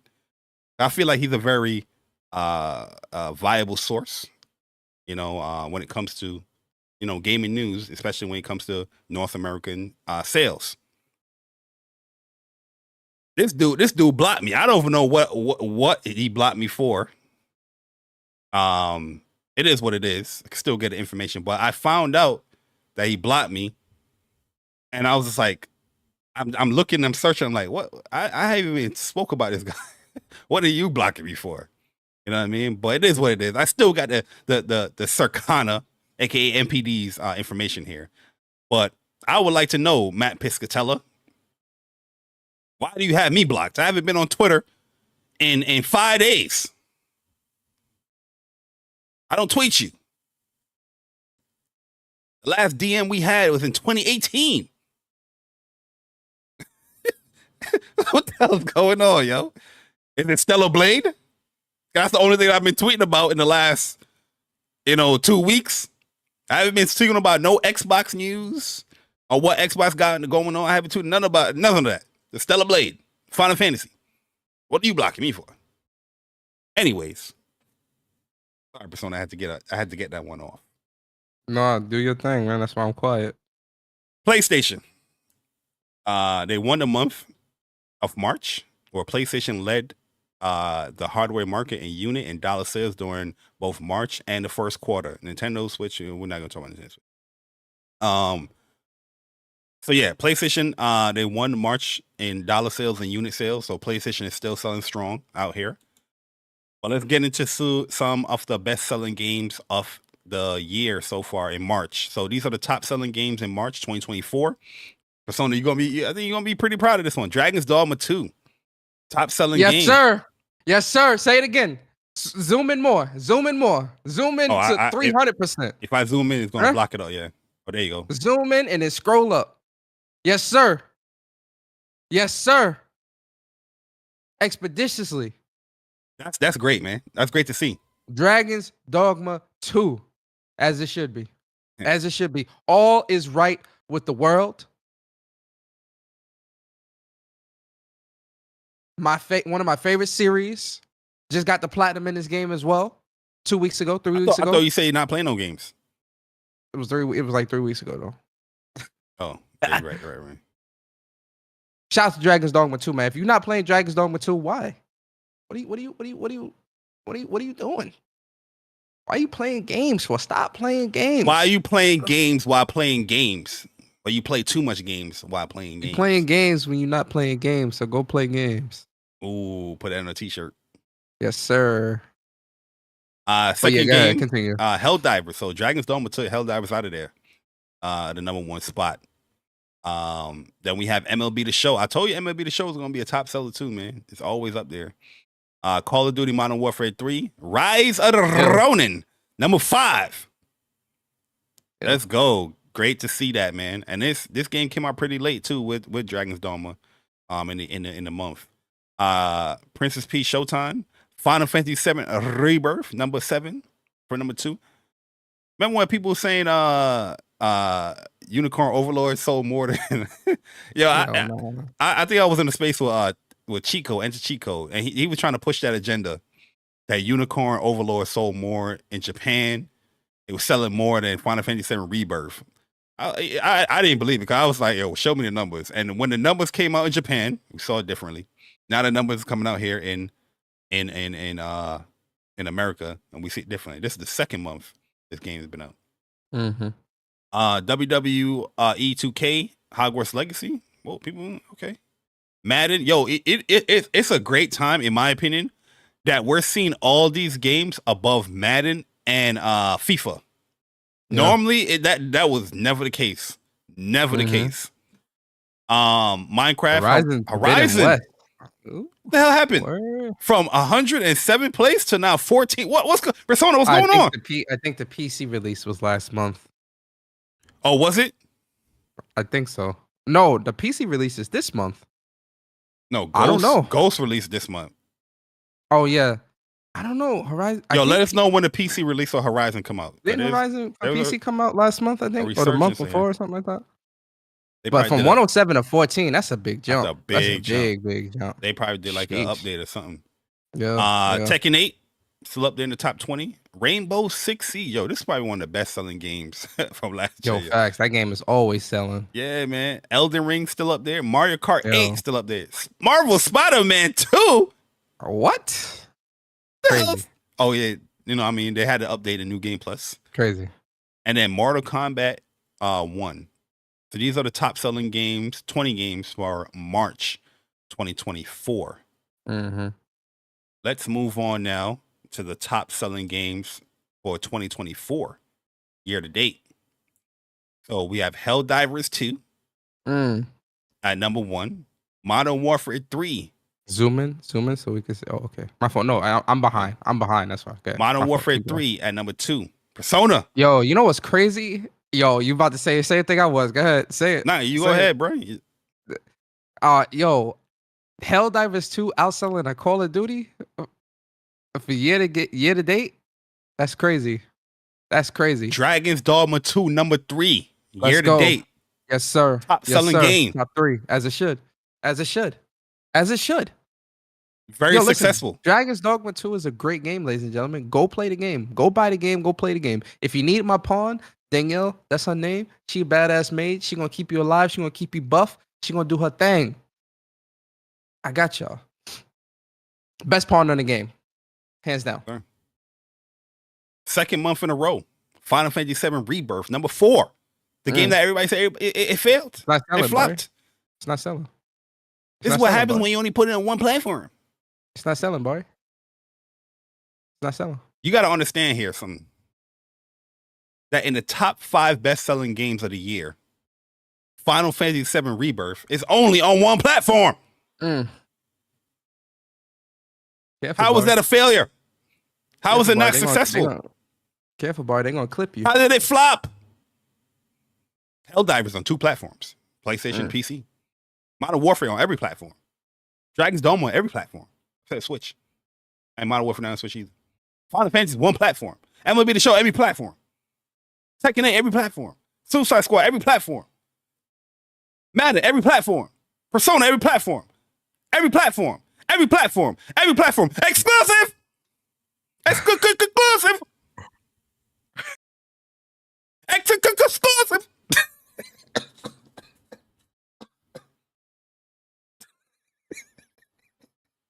I try to do a, you know the hurricane kick. I think okay. Yeah, I remember. That's why I'm laughing, bro. What's going on with these exclusives?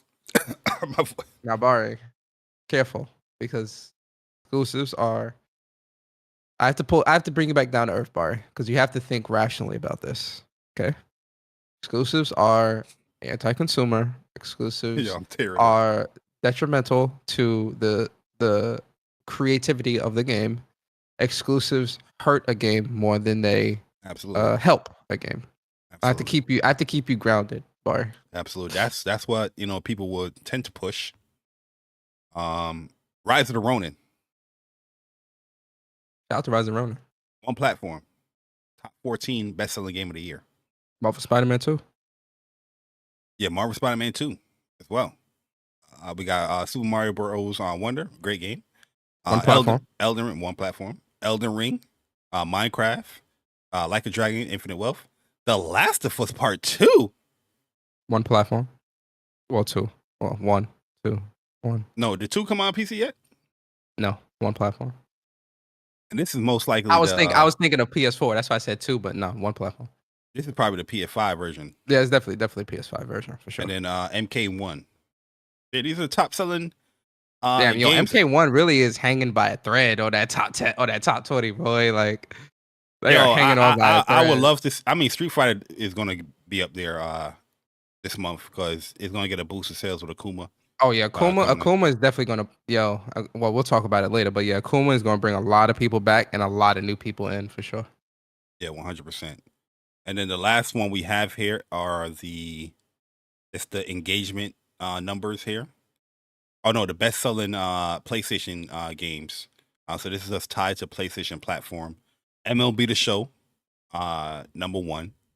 Helldivers, number 2. Dragon's Dogma, number 3. Rise of the Ronin, number 4. Call of Duty all the way number 5. What? Final Fantasy 7 Rebirth, number 6. WWE 2K24, number 7. Madden, number 8.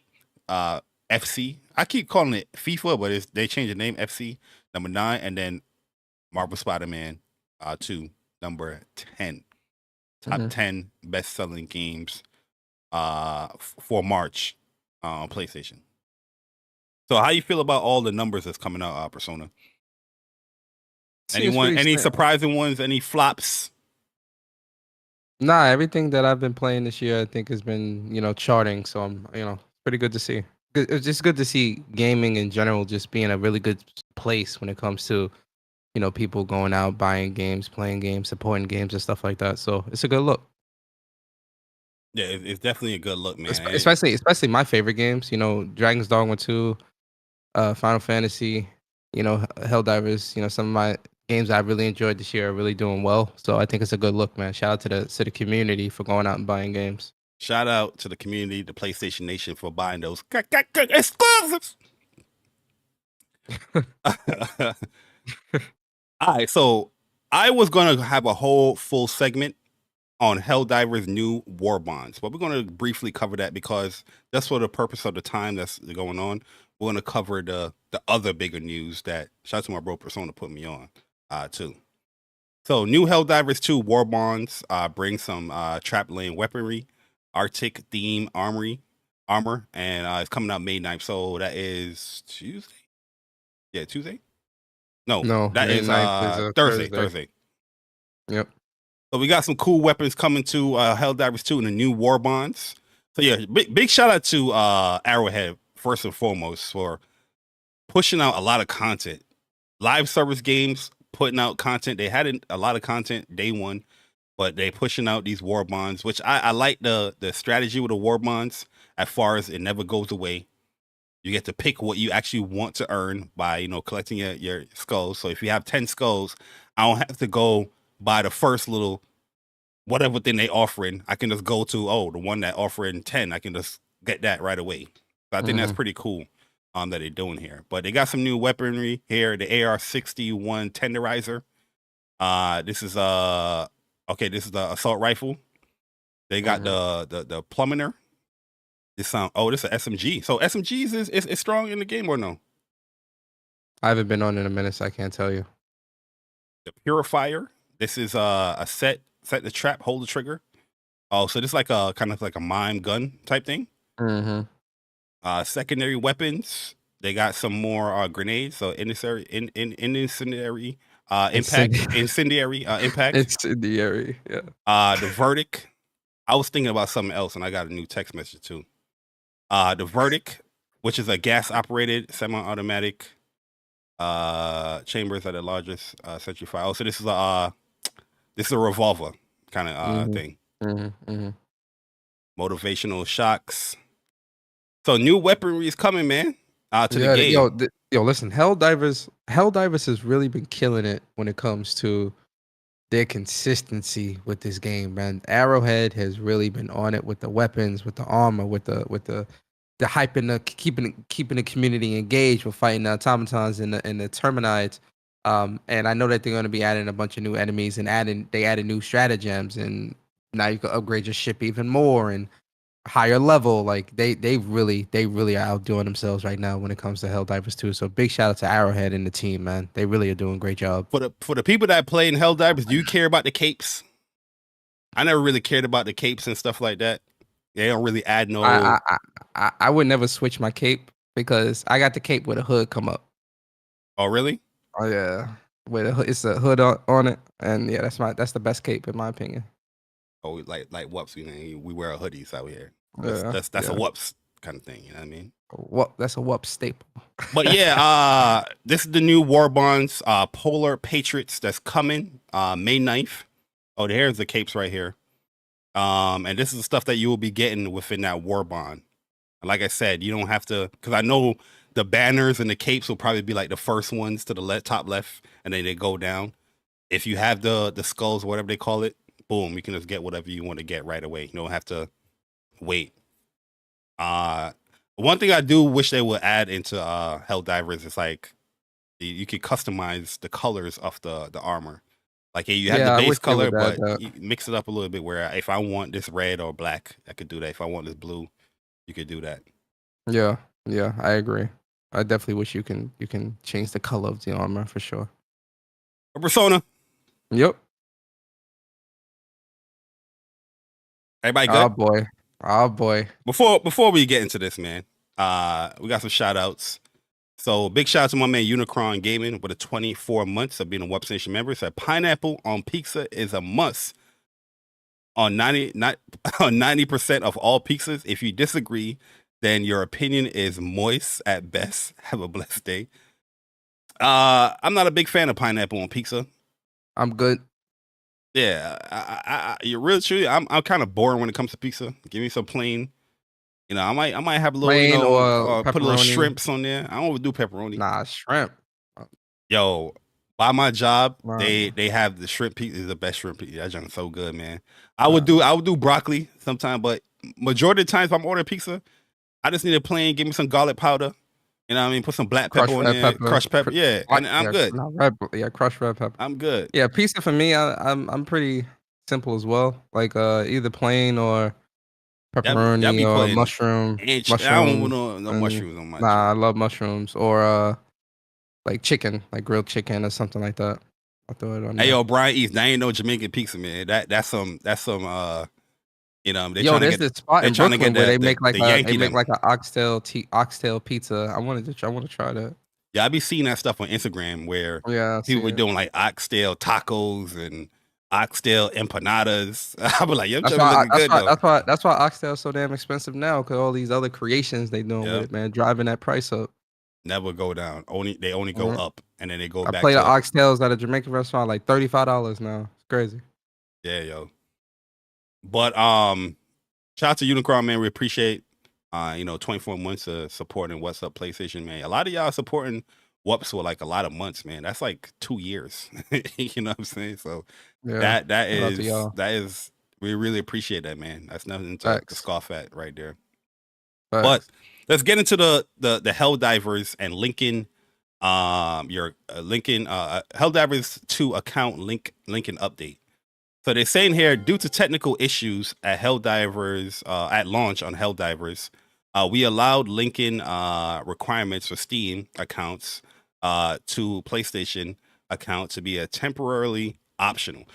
You know, a lot of people are skipping from what the videos that I'm seeing. Let me read it, and then yeah. That grace period will now expire. See details below. So they're saying here, I'm not even going to get into the whole security stuff and all that stuff. They're saying, as such, as of May 6th, all new Helldivers 2 players on Steam will be required to connect their Steam account to PlayStation Network. Current players on Steam will start to see the mandatory login from May 30th and will be required to have a linked Steam and PlayStation account by June 4th. So they give that's pretty ample time as far as the current players that's there. PlayStation Network accounts are free and easy to set up using this link. We understand that while this may be an inconvenience to some of you, this step will help us continue to build a community that you are all proud to be a part of. Many thanks for your continued support. Helldivers 2, Sony Interactive Entertainment. First and foremost, before you go, 'cause I know you're going to go. That first paragraph seemed to be left out by a lot of people from what I'm seeing so far and what I'm hearing so far on these social medias and on YouTube. I didn't even know that. You know, that this is a temporary thing on Steam. That they said that due to technical issues where it launched, because I seen a video, somebody put up a video saying that this idea sucks. It should have been there by launch, but missing that aspect, that point, that reason why it wasn't there at launch is due to whatever technical issues that it was going through at launch, and that you have a grace period. That, you know, if I look at Steam, it says PlayStation Network required on there, or they have the PlayStation Network third-party PlayStation Network thing on there. So yeah, and that was a grace period. So how people buying the game missed out on that aspect, I don't know. But do you think this is a big deal that now you have to link a PlayStation Network account to your Steam account so you can play Helldivers 2? And why is PlayStation doing this? Because we kind of said that this is going to happen regardless, especially 2 weeks ago with the Ghost of Tsushima thing. We said that more games that PlayStation is putting out there, the multiplayer games, you're going to have to be doing this. But let me know your thoughts on this. Are you at rage? Are you at a tizzy? Are you angry? Let me know.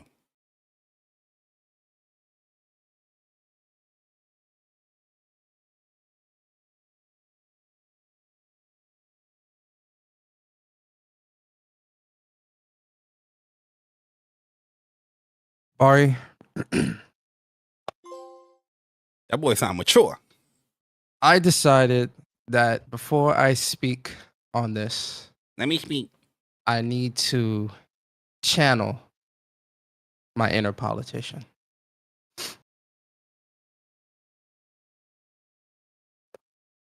Personally, I feel this is.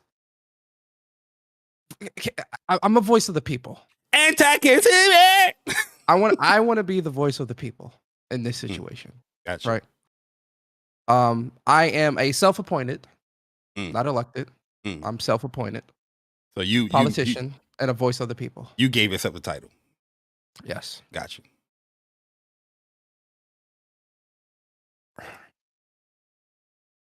Are those the glasses from Stella Blade? No, no, they're not.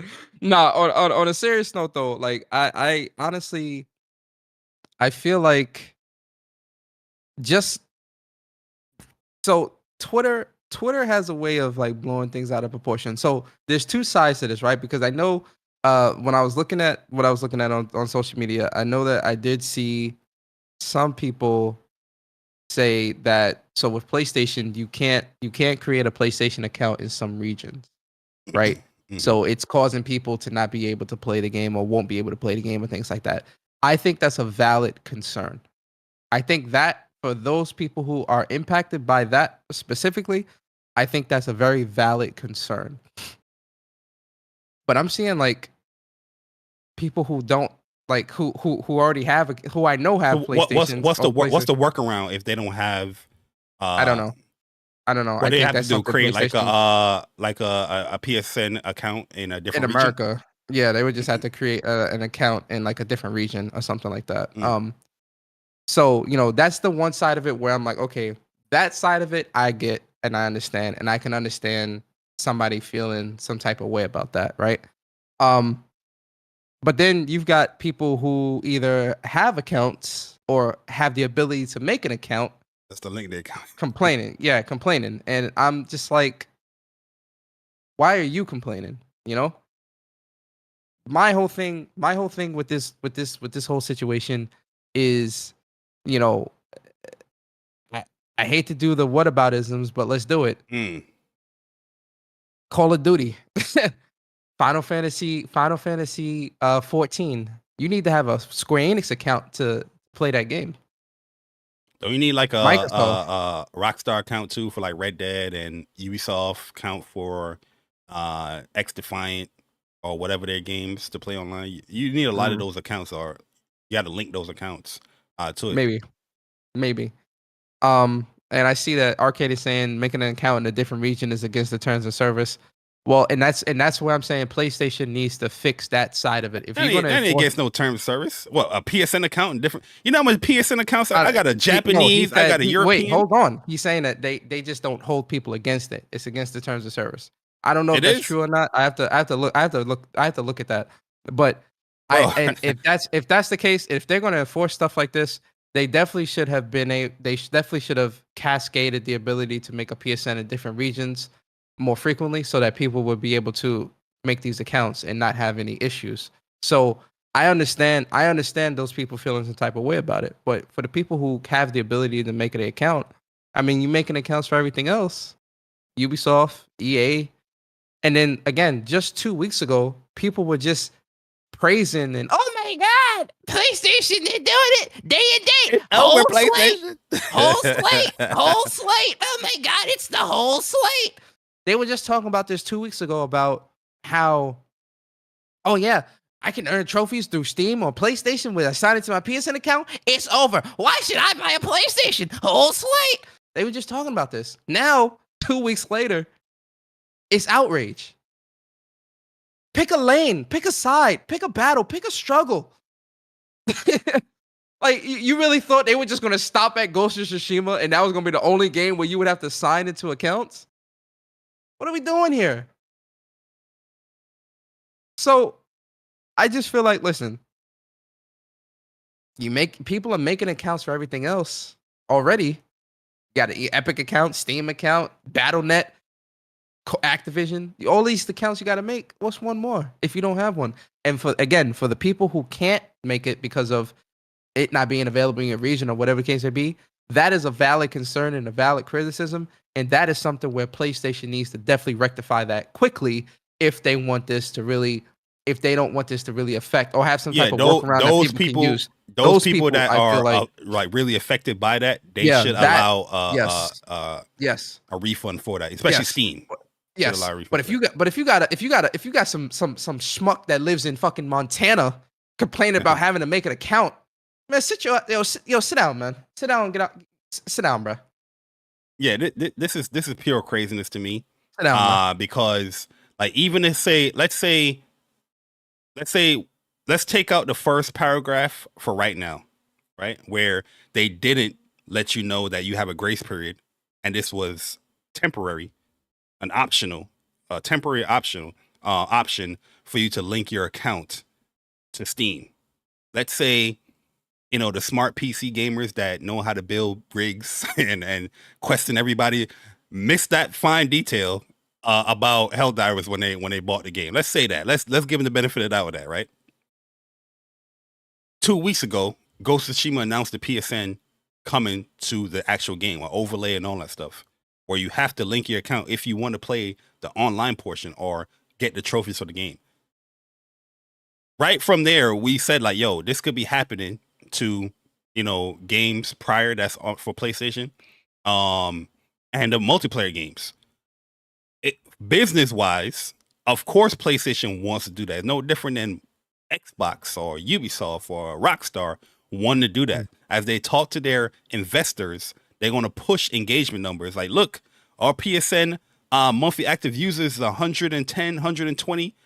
But now when we did this link to Steam with the most popular game that we have on PC, link to a PlayStation. Look, now our monthly active users boost up. Of course, a PlayStation, they're going to want to do that. So anybody that think that wasn't going to happen, you have to be dumb as fuck, to be honest with you, if you think that wasn't going to happen, especially with the multiplayer games. So Claymore, they're saying that Sony already responded to that. They said a user can make an account for another country. Bro, bro, listen. We're PlayStation. I mean, I have multiple. Bro, we're PlayStation enthusiasts. Anybody that's saying that that don't make no sense. I've been having multiple PSNs since PS3. Japan, I have a Japanese account in case I want to play a demo or there's a game that's not coming out yet and I want to play that game. We want to see what it is. I can do that with my Japanese account. European account, the same thing. Yep. I got a European account, Japanese account. Phantasy Star 2 wasn't on PlayStation 4 in America. Guess where it was on? It was on Japan. That's where I was playing it at. Yep. So I anybody that say that, I don't get that. The thing is, Bari, this is like typical like social media stuff, right? When there's a group of people who may be affected by something like this, you tend to get a larger group of people who aren't affected by this to use that as their argument for why this is wrong. Oh yeah, that's gaming politics 101 right there. Yeah, that's what I'm saying. That's the gaming politician type stuff. So I just feel like, a lot of the outrage that I'm seeing from people on social media isn't necessarily people that are affected by this, but they're trying to use the people that are affected by this to push their argument or agenda of why this isn't right. And, once again, if it's the case of like, you could just, and I, like I said, I have multiple regions of accounts. I'm not living in Japan, but I got a Japan account. You feel me? I just feel like people are blowing this a little out of proportion because, again, I mean, let's call it a spade, man. If you're making accounts for everything else, right? I can understand a little bit, people have being frustrated the fact that 3 months down the line, I got to link my Steam account to something. I could get that, but they did warn you, especially what they say in that first article. If that's to be true, what they're saying, which I don't think they're lying, people just missed that detail when they bought the game, that this was a temporary option, that this was going to be a requirement, and this is the grace period that you're going to have. And then after that grace period, you got to link your account. I will say this. What say? Let me finish this stuff before I forget it. You know what I mean? So I could get the frustrations with that.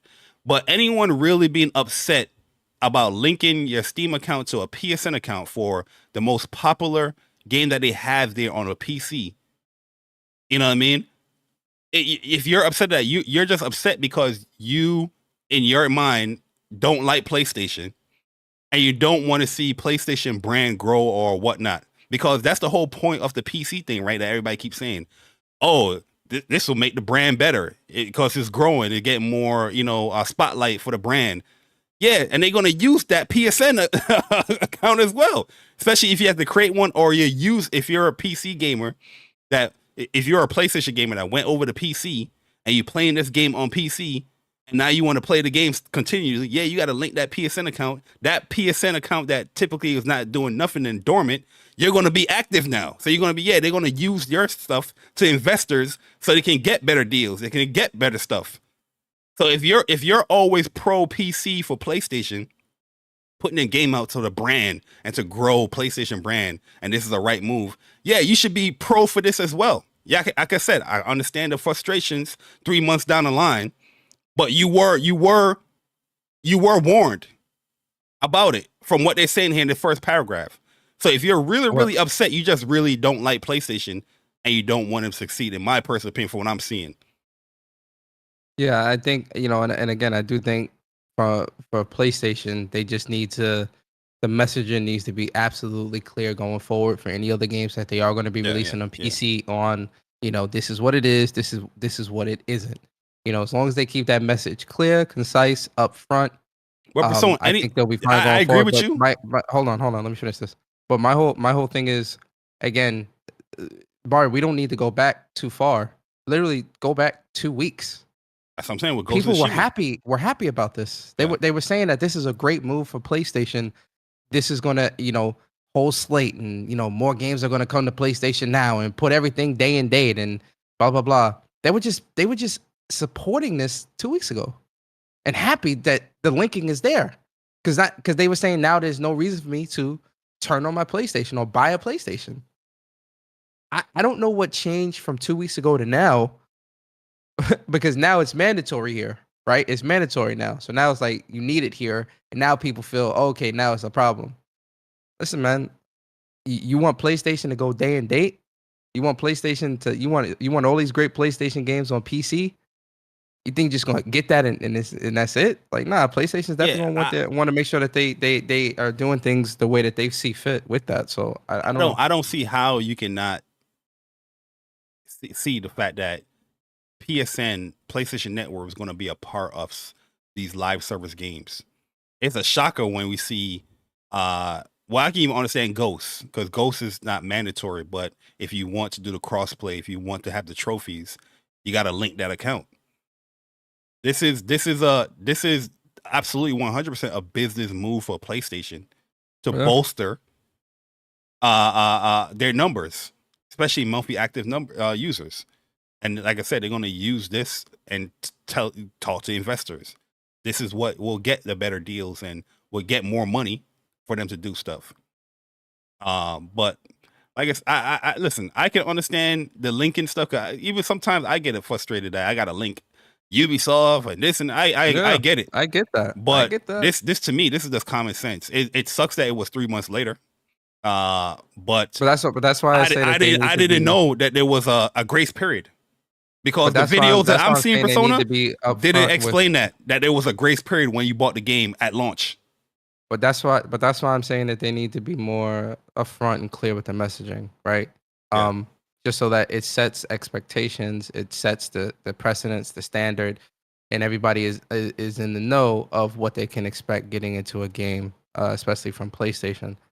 I think, moving forward, obviously use Helldivers as the test. And honestly, I don't really see this impacting Helldivers to a degree. Yeah, it's I see a lot of people going and review bombing the game and stuff like that or whatever. Oh, it's getting review bombed? Yeah, it's getting review. It's got like almost 400,000 negative reviews. That's how much people are review bombing the game. Oh, really? Yeah, it's bad. 400,000? That means people got bot accounts? Nah, I think. Oh no, that's actual Steam accounts. I don't know. I can't tell you, but I don't know how Steam do that. And the dev, and even like the Helldivers devs said that they were caught off guard with this, or they don't agree with it either, and speaking with trying to see how they can move and things like that. Which I'm like, all right, fine, whatever. But are you saying 120K reviews? I seen 300 when I seen the pick, and that might have been other negative reviews. Yeah, I seen 300K, but I could be wrong. Who knows? Damn. But I just think when it comes to stuff like this, it's strange, right?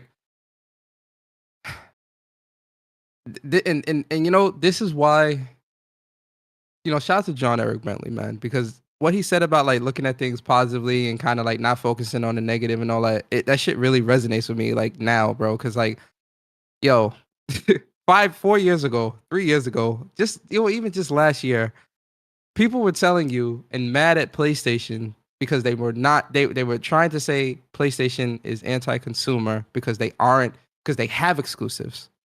And doing exclusive games, and they need to put games on PC and doing all this, and that's the future, and they need to follow in Xbox footsteps and things like that. We just mentioned Xbox for the sake of this conversation. And so like, they were mad about that. PlayStation is now putting more games on PC. We know that their games as a service games are day and date on PC. More single player titles are going on PC at a much shorter rate. And it's just like, it's still an issue. It's still anger. It's still complaining and crying and So I'm you just got like, a link yo, bro, account. like, you got the games, man. Like you're getting the games now. Like the games are going, and you're still mad. I Something just that don't. takes 3 minutes. I just like at this point, I don't get it anymore. And this is part of why Yo, I don't it's think true it's hate, bro. They don't like PlayStation. That's what it is, man. You know what it is. I You just just don't don't want to get say it. it. They I don't didn't. get it, Yo, listen. A lot of people, they don't like PlayStation. They don't want no association with PlayStation. Helldivers 2, they wish it didn't even have Sony and Interactive Entertainment booted up on their screen when they boot up that game. They don't like anything about PlayStation. They don't like PlayStation success. They don't want to see more success on PlayStation, especially by linking that account. You know what I mean? That you have to do with every other game, from Microsoft or whatever other publisher. When it comes to their multiplayer games, that's just what it is. They don't like PlayStation, bruh. And what the things that I've seen, that's what I'm getting. It's like, yo, there's no real reason for you to be super upset. You're not affected. You're not in whatever country PSN is not. I don't even know what countries PSN is not in, because PSN is a pretty big network. And to have 110 to 120 monthly active users, you know, you got to have a wider range. But whatever, whatever country PSN is not in, you're not a part of that. It is a talking point, but you yourself are not affected by that. You know what I mean? So I don't really see an issue, especially if you already have a PSN. What is the issue linking your stuff? If you like the game, you don't like the game. It's no different than how they always try to come at us, right? They will say, "Oh, you don't want games? Go on PC. What? You don't enjoy the game? You don't enjoy the game? You don't enjoy the game? Huh? I love God of War 2018. Going to PC didn't affect God of War 2018 or how I felt about the game. Why is linking your PSN account affecting the way how you play the game? Especially what they saying here about this whole protecting our players and upholding values of safety and security provided on PlayStation and PlayStation Studio games. They don't like that, because a lot of people on there, they pirate that joint. You know what I mean? A lot of people playing Helldivers, they probably had that joint pirated. And now that you have to link that PSN, oh, that access gone. The access is gone. They banning you. You ain't buy the game officially. That's what they upset about. But yeah, I just don't. I mean, personally, I just don't get it. You know, for me, I don't get it. You know, yeah, I don't get it. For years now, it's been this whole PlayStation needs to break down their walls. PlayStation needs to be more pro-consumer. You know, add the games to PC. Do this, do that, do this, do that. And it's like, all right, you're getting the games. You're getting PC games. You're getting them. You're getting them. Mhm. But you Yeah, just that's have what to I'm sign saying. into Yo, an Dark account. Prince say right here, PSN is in 69 countries. You know what I mean? Yeah, PSN is pretty large. I don't know what countries it's not in, but at the end of the day, if you out here in America, you're not affected by it. The only thing that you have a little inconvenience of linking your account that take 2 minutes, or if you don't have an account, you got to create one that take 5 minutes. That's the only thing.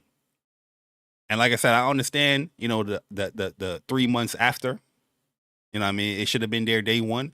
But according to this page that everybody keep, you know, skipping, the first paragraph, due to technical issues at launch. This is the reason why they didn't implement this at launch. But it was stated there was a grace period at launch, where later down the line, you will have to link a PSN account. I don't get it, Persona. I don't get it, bro. But shout out to Arrowhead. And yeah, I mean, like I said, in PlayStation, a point of view, of course they're gonna do this. It's no different than if Microsoft had a really popular game that they own, that they are publishing, and they have it on PC or Steam. They'll probably link that account to. I think Sea of Thieves, you gotta link your account to Xbox Live. I think Rainbow Six Siege, you gotta link your Ubisoft account. You gotta create that. I know X Defiant, I had to link my Ubisoft account to play it on PC. I know that. So I don't know, man. Like this is definitely gonna happen. All the other future games that's coming is gonna happen. This is why PlayStation, you should listen to WUPS. Don't put nothing over there. You don't need them. You don't need them at all. Don't put nothing over there. You already got the best-selling game on PlayStation alone. Number 1 or number 2 within in April. It was number 1 2 months in a row. You don't need these PC dudes. You don't need them. Crying and complaining about linking a PlayStation account to a PlayStation-owned game is crazy. But was praising Ghost of Tsushima. Oh, you're trying to come to PC. Well, now you gonna cry. Come on, man. Don't give them nothing. She'll listen. Herman host, we're gonna talk after the show. Can we move on now? Yeah, I'm done. Yeah. Are you tapped out? Yeah. You know what I mean? This junk crazy, man. Let's talk about this Persona, man. Let's get back on PlayStation. All right. Oh, Oolong, did the super chat. Let me see. He said, well, shout out to Blue Mustang. Yeah, shout out to Blue Mustang, 24 months as a member of the WUPS Nation. Shout out to JC 2013 for 14 months as a member of the WUPS Nation. Says, crushing it as usual, guys. Keep up the great work. Appreciate you for supporting us, JC. And then shout out to Oolong T Gaming for the $20 super chat. Says, PC guys want PlayStation games on PC, but they don't want what comes with it, i.e. PSN login. The only people feel sorry for are the ones who can't make PSN accounts due to territory restrictions. Hopefully they fix that. They definitely need a refund yeah, for that for sure. That's, 100%. yeah, that's something I agree with 100%. Like, you know, the people that are truly affected and have to do a workaround or something like that, those are the people where I think PlayStation needs to, you know, and again, somebody in the chat said they already responded or said what you can do. So, like, let's say they don't want to create a account in whatever region. Yeah, you should be offered a refund. Yeah, you can't force people to create a PSN account in a different region if they don't want to. But my bad. Go ahead. And then shout out to Stuff Guy Gaming, 23 months as a member of the WUPS Nation. Says UK, Hong Kong, and Japanese account here, but folks ain't listening. Nah, they not. Bro, big facts, man.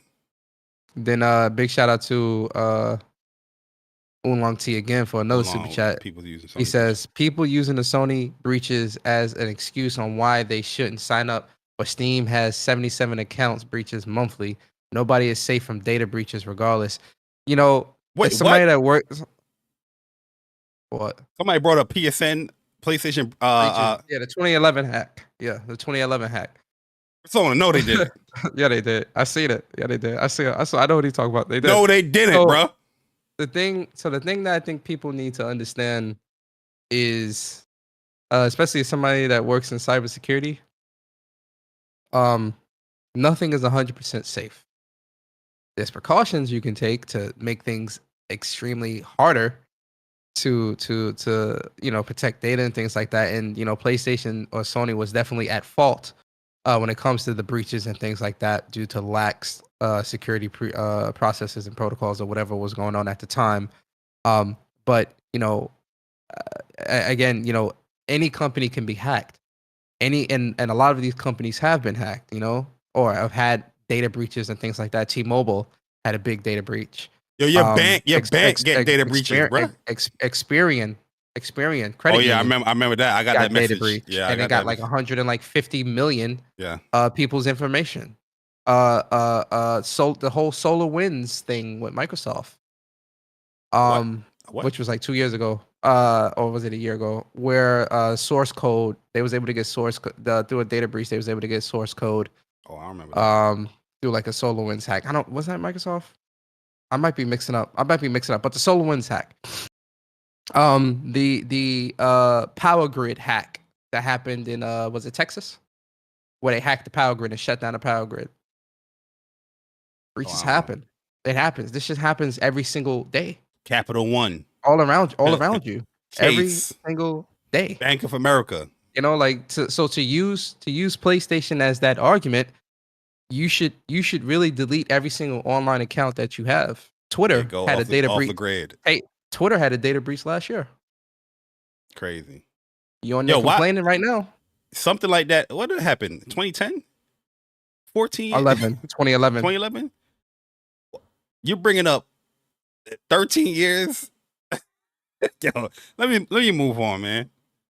Let me move on. Yo, shout out to my man Viper Reese Corner for the 24 months being a WUPS Nation member. He said, I'm going to need that announcement from PlayStation that we're pulling all PC support. Don't give them nothing.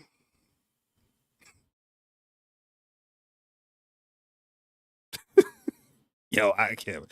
You got to send me that one. I didn't see shout that. out to Viper. He says, "Oh, did you read that already? You just read that? Yeah, I just read that. Oh, you just read? Oh, my fault. Yeah. Sorry, my mind was somewhere else. Sorry. Apparently, man, but it's all good. Oh yeah, AT&T just had a big breach 2 months ago. Yep, you're right. But let's. I don't move know. on, I don't know if you guys' company, if you guys, I don't know if any of you guys that work for like any big companies would ever use Okta, which is an SSO platform, but they just had a big security issue last week. Bro, just in March, a company that I work with, and Okta is a massive platform that has a lot of data that facilitates a lot of data, and hackers were using certain exploits on Tor websites and things like that to circumvent. They pretty much had a botnet that was trying to break into Okta's system. So there was a lot of devices all around the world that were unknowingly a part of a botnet. And what happened was the hackers were using those devices as a botnet to hack. Yo, my fault. I'm going down. My fault. I'm going down right. My fault. We got the point for the three examples you brought up. Sorry. My fault. I kind of went down IT. My fault. Go ahead. My fault. I lost myself for a second. Go ahead. It's on, man. Yo, sorry about that. Sorry about to bring up every goddamn hacking and what's going on in the world, man. Legit. I was definitely going to explain how the hackers was using. It's a dumbass point. Anybody that using that PSN thing is a dumbass point. Yes, agreed. At the end of the day, you're an idiot. But yo, wow. All right, I'm muting after that. But wait, you saw this picture from Housemarque Persona. Well, how did you feel about this picture? Oh, the Housemarque. Oh my God! Don't even. The biggest tease in gaming. Yo, don't even listen. What's crazy? This was my last day on Twitter. Don't even. And I had to find out the hard way on what they announced. So we saw this picture. Start me out on that. Housemarque put out a tweet tomorrow. Everybody was excited. I was excited because I was breaking it down like, yo, shattered glass. It could be like shattered memories or the shattered, data things from the people. It could be, Returnal multiplayer. Some people say Returnal VR. All over the place, man. Mm-hmm. We got the truth. Yep. A graphic novel. For 3 years anniversary, which congrats to Returnal 3-year anniversary. Amazing game, masterpiece. Another year, another cycle. The third time around, extra loot is exposed with Dark Horse flair. So Dark Horse, they do like comic books. I think they do statues too, right? Or I'm tripping. Don't the McFarlane do work for Dark Horse? That's McFarlane is their own thing too. McFarlane Toys, they're their own. That thing. is their own thing. I could be mistaken on that. I remember seeing like some collaboration, whatever it is. Mm-hmm. But Returnal Fall of Asteria graphic novel, Returnal art book, Fall of Asteria animated adaptation. Oh, that sounds cool. That seems pretty cool. Yeah, it looks pretty cool. I ain't watched that yet though. But Persona, give me your thoughts. Give me your emotions from when you first saw the tease to the actual announcement. Yo, I ain't even gonna cap. They caught me with this one. Got him. They caught me with this one heavy, boy. I was like, what? Returnal in VR? Are they going to tease Returnal 2 before a PlayStation showcase? Are they going to tease some new weapons, a new area? So I legit thought it was going to be something a little bit more than that, right? But at the same time, because I saw the Dark Horse stuff the same day.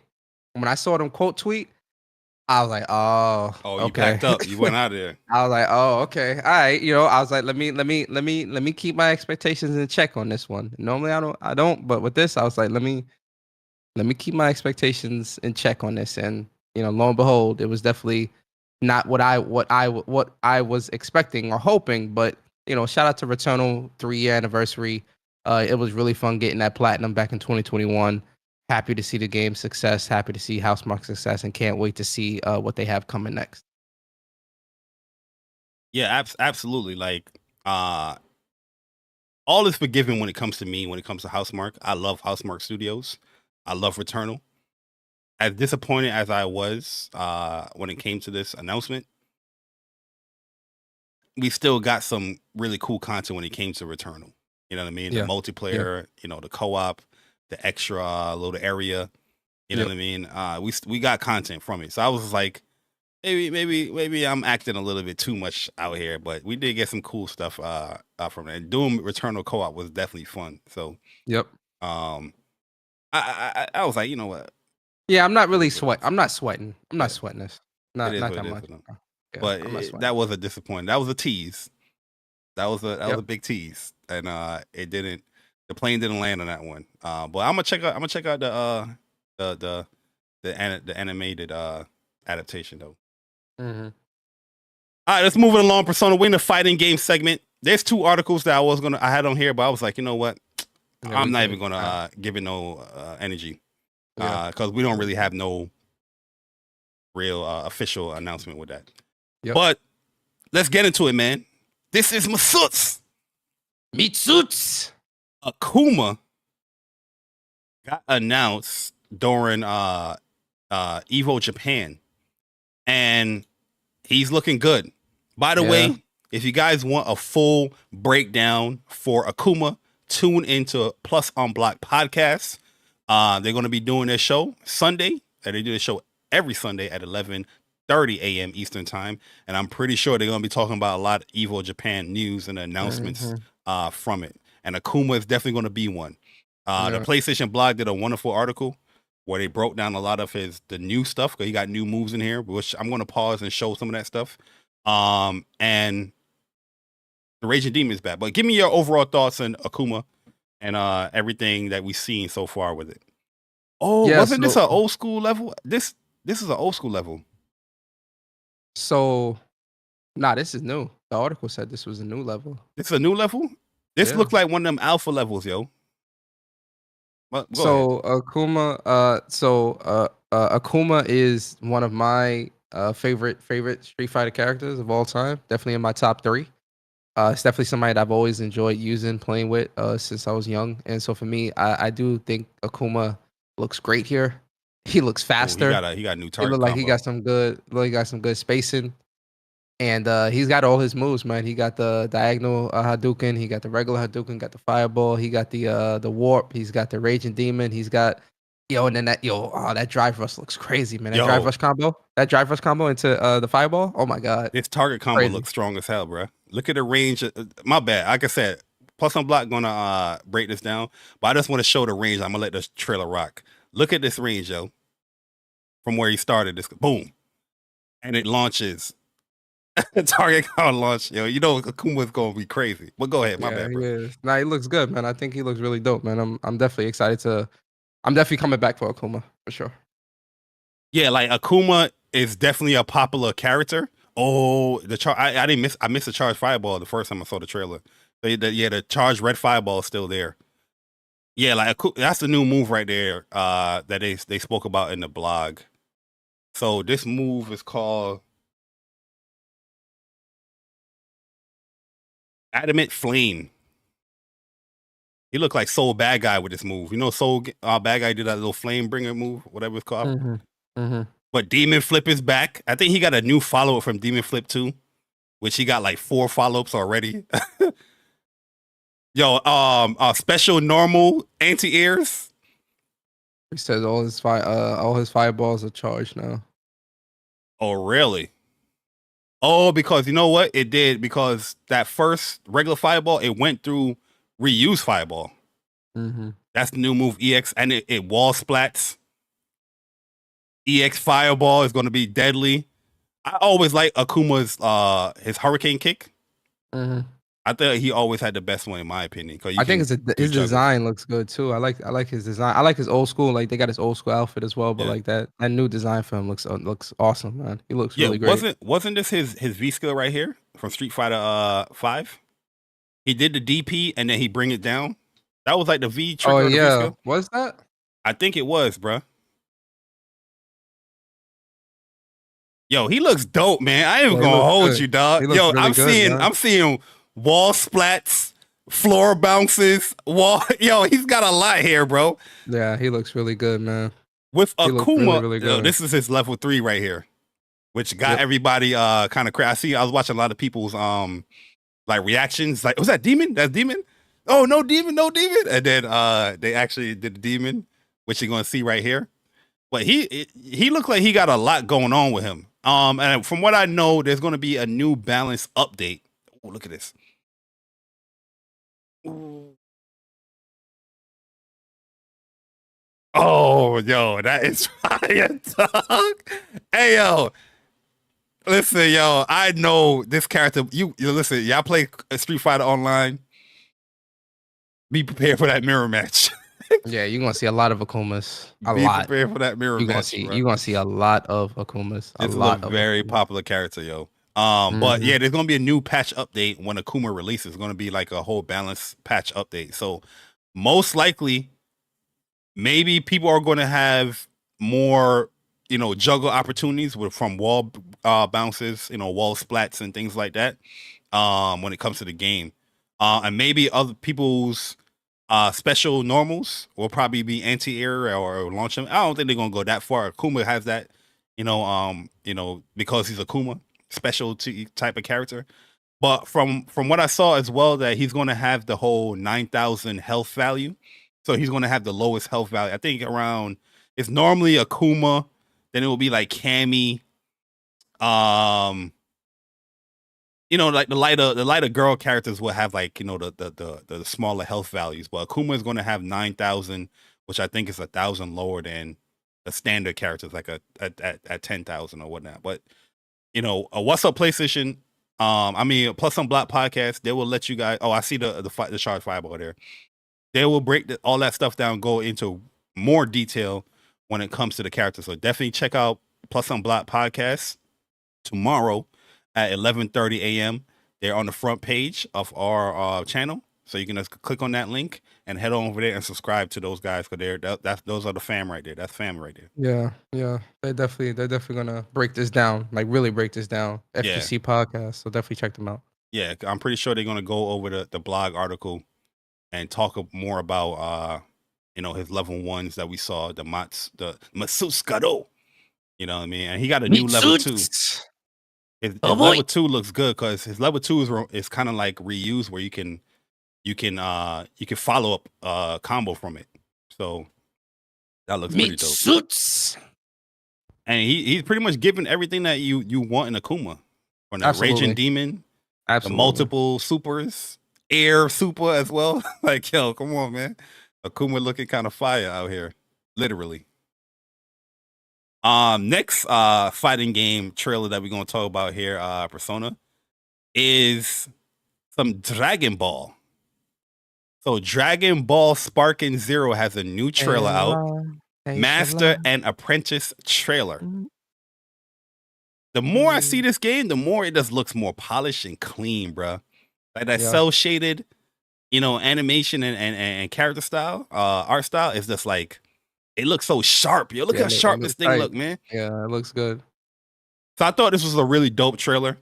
I know a lot of people complain about multiple Gokus and all that, but you got multiple Gohans.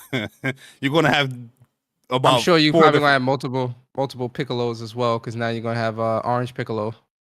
Yeah, multiple Piccolo. You know what? It looked like what they're doing, the transformation states and different timelines. They're making that a separate character. So even though it's a separate character, they're going to play different. Just like the original Budokai games. Like, they had like Super Saiyan, Goku, Super Saiyan 2, Super Saiyan 3, but they played different and they had different move lists, or different variant of a Kamehameha or whatnot. So I think they're going to be doing the same thing here Cause it is a Budokai Tenkaichi series. Yeah, especially when you went from like Budokai 3, when you went from Goku SSJ 1 to 4. Yeah. Yo, that's a different. They all 4 versions of that fought very differently. Yeah, and I could definitely see here, now that there's much more moves where you got Ultra Ego, you got Ultra Instinct, you got Super Saiyan 3, you got 2, you got God form, all this other stuff. Yeah, they're gonna have all I that definitely separate characters. I think they're gonna make a lot of those fight very differently. But I really like one thing I like that they showed here in this trailer too. You definitely gonna be going to like a lot of those other timelines as well. Like they showing like Trunks, future Trunks with Gohan, and when I think it's the first time that future Gohan is playable too. I don't remember another fighting game per se having future Gohan. Yeah, not playable. Gohan like this. No, I don't remember that either. But having future Gohan and when the androids won in that future with Trunks, that's gonna be dope to see and have that play out as well. Like everything I'm seeing with the trailers, the game looks a lot better. It looks great, and it's got me that much more excited for this game, man. Oh, it looked like Trunks will be able to go to Super Saiyan and Gohan too. Are they gonna be separate? I don't think they're gonna be separate. I want to see Broly. See Yo, how Broly out of looking this trailer, who you think is gonna be the best character in this trailer? This specific bunch? in this trailer specifically. Yeah.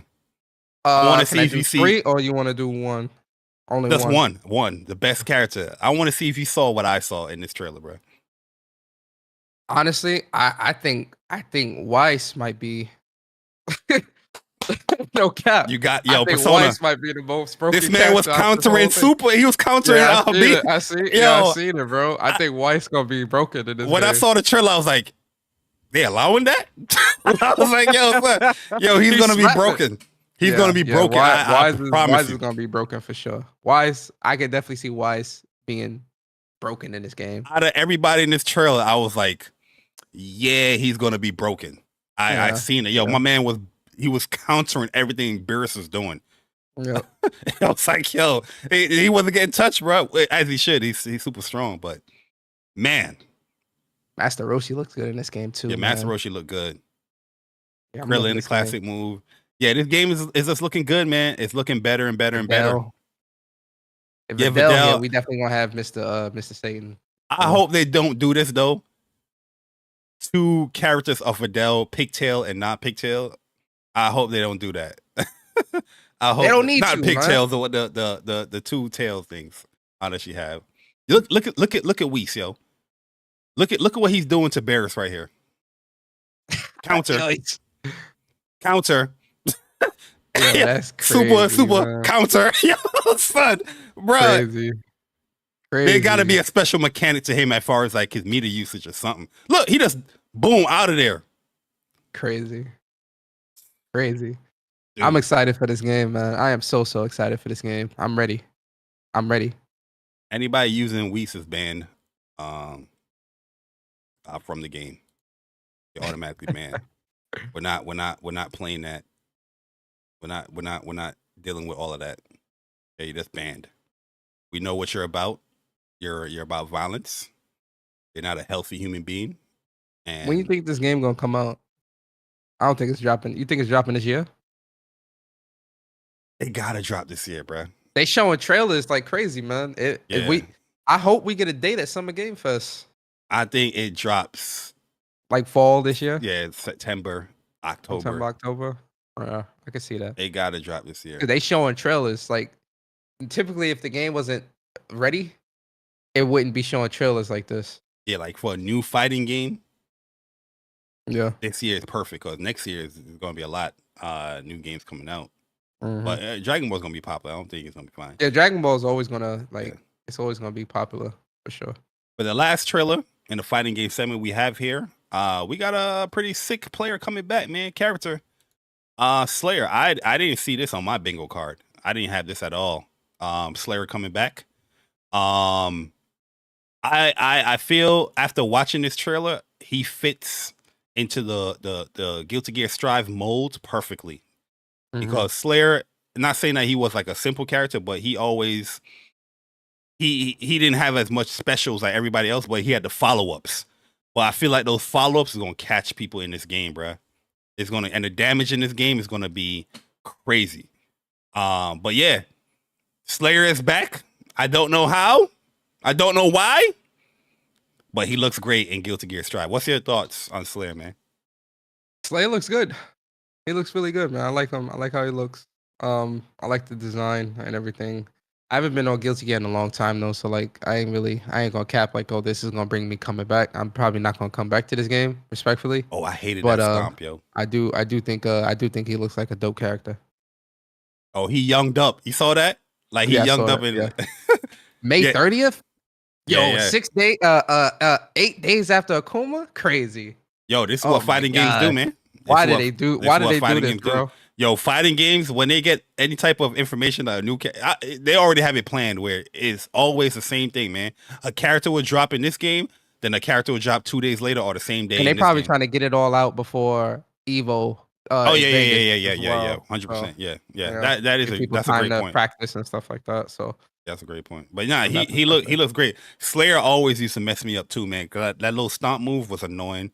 Some of the stuff he can mix you up because he's keeping you guessing because he can sway and punish you if you try to punish him.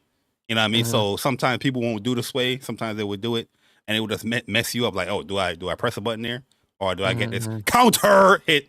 Which I think he's going to be super strong in Strive for sure. yeah, for sure. Or the girl that he always like sucked blood from. But yeah, he looks really, really good. So yeah, that is the news, Persona, for this episode. And if you guys made it this far, here are your trophies.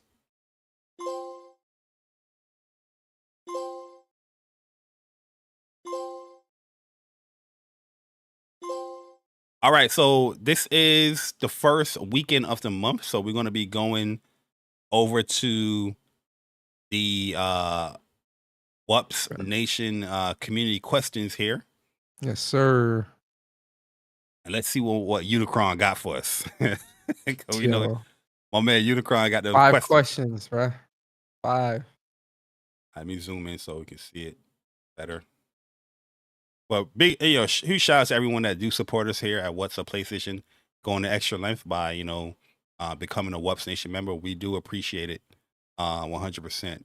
So here we go. My man Unikronn. He said, unfortunately, I have 3 questions this month. Nice 5. What?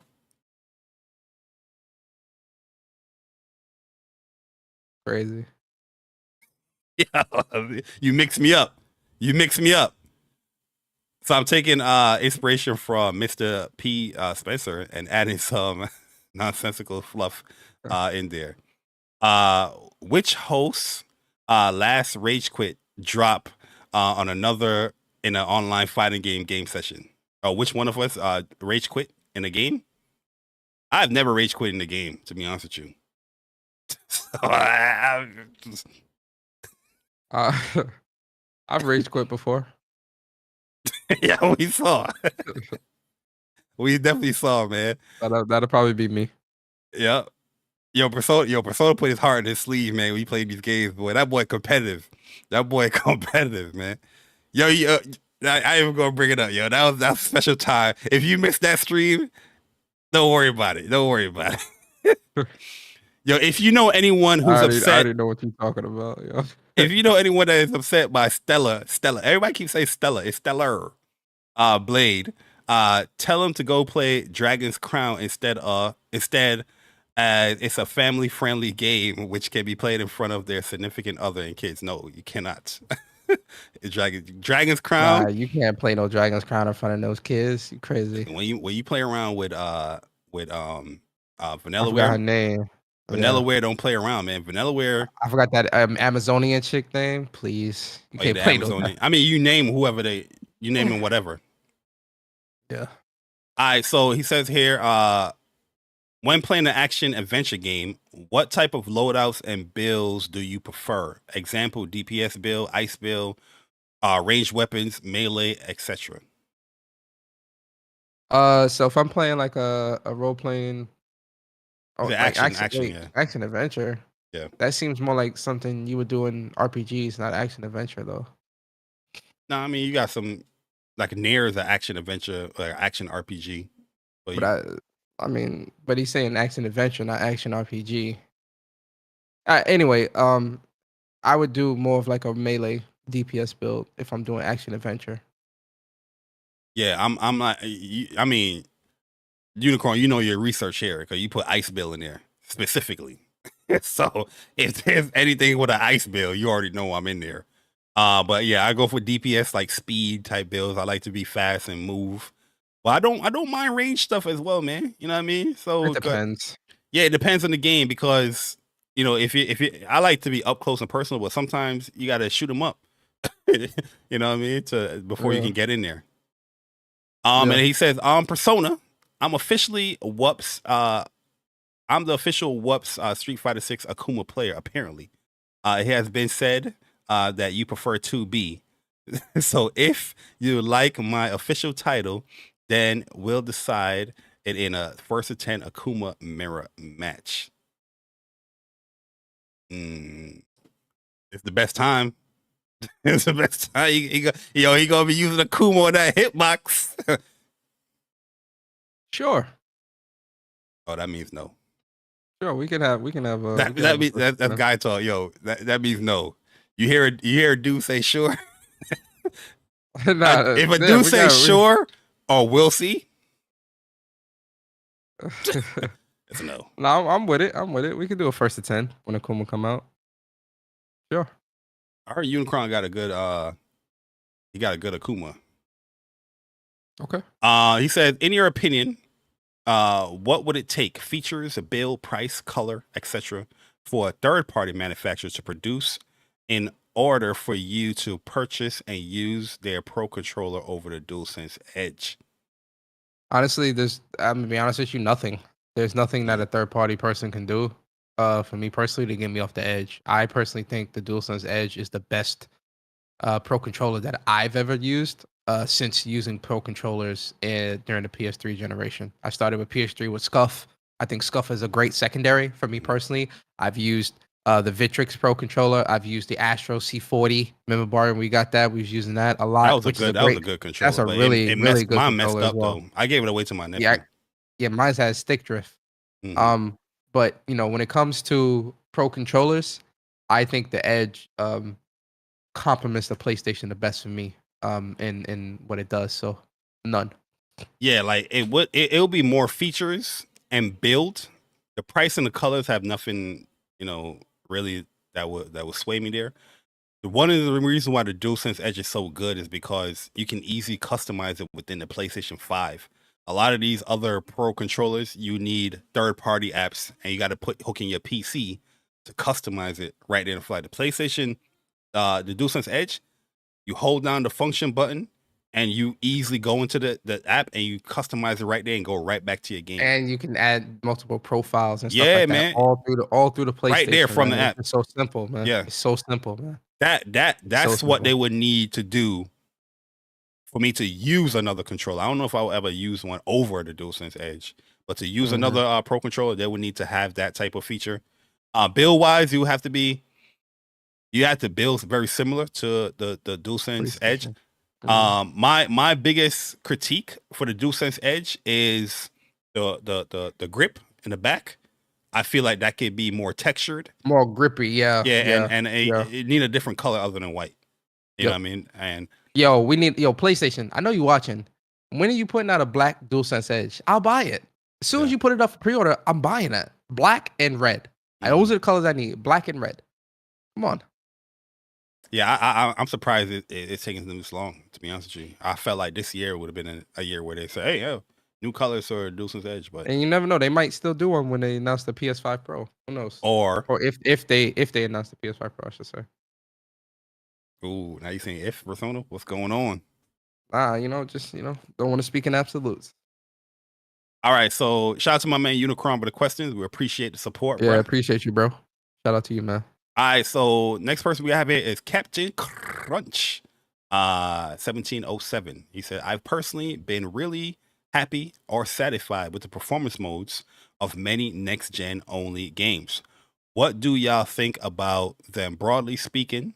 And do you think upgrading from 60 hertz TV is actually necessary. 60 hertz. So yeah, when I read this, my jaw almost dropped. That took me back. Captain Crunch, even if not even just for gaming. Let's put gaming to the side for a second.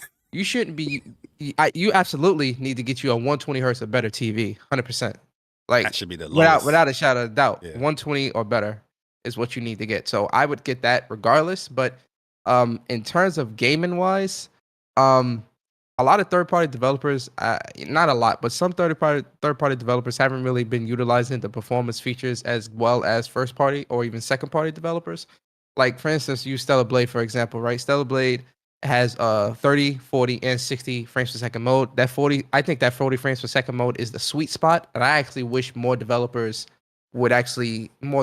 developers would incorporate that 40 frames per second mode, because you really do get the best of both worlds with the frames and the image quality, right?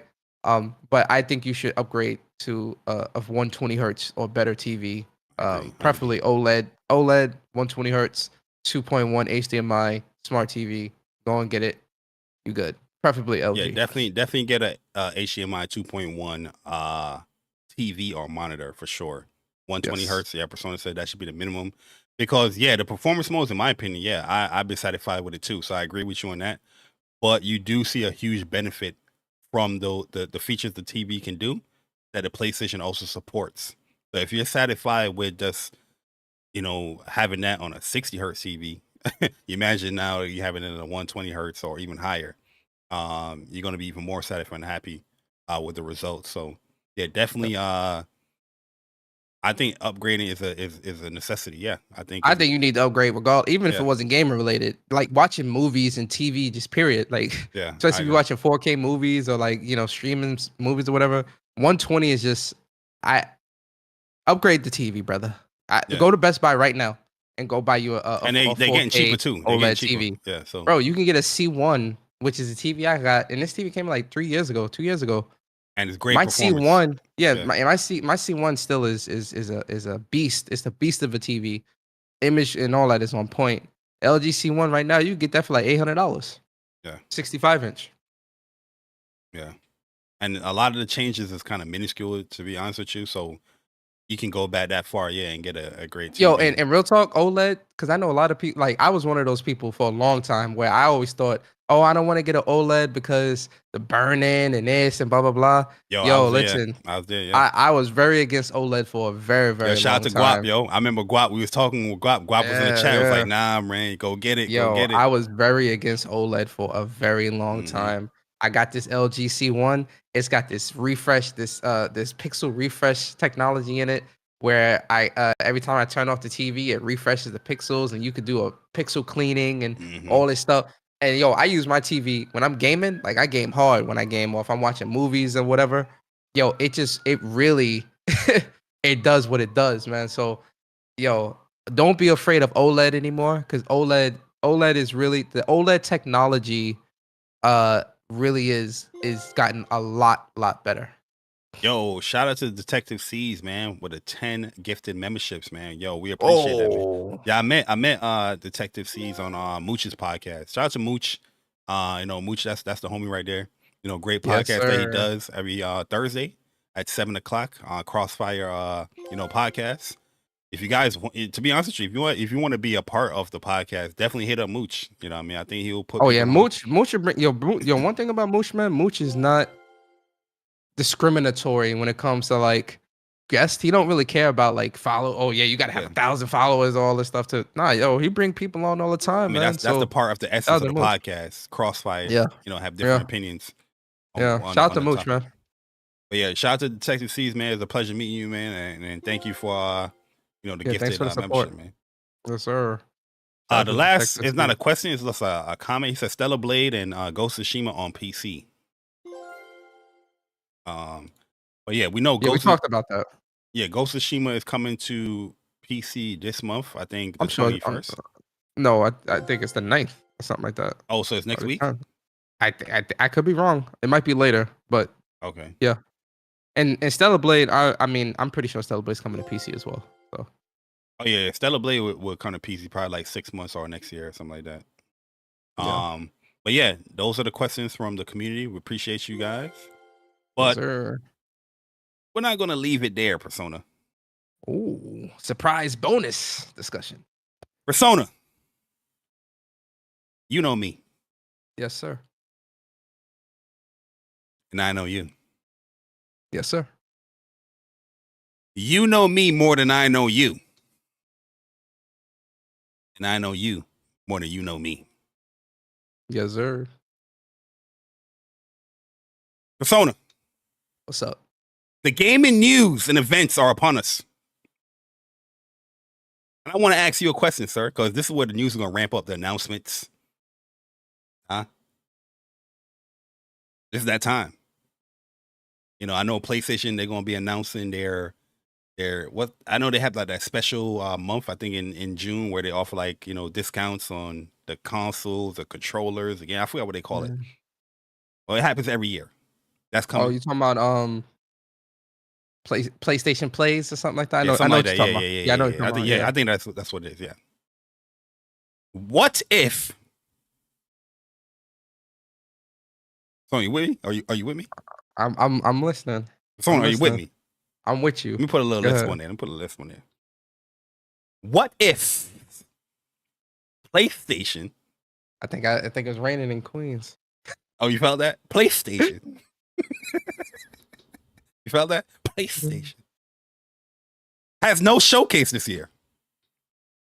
Would that be a big deal for you, the PlayStation gamer, the PlayStation fan, the PlayStation enthusiast? Or will you give them a pass due to the fact that you are playing all these wonderful games on PlayStation? Talk to me. Days of play. Thank you, Guap. Days of play. Shout out to Guap. See, Bar, you made me pull out the glasses.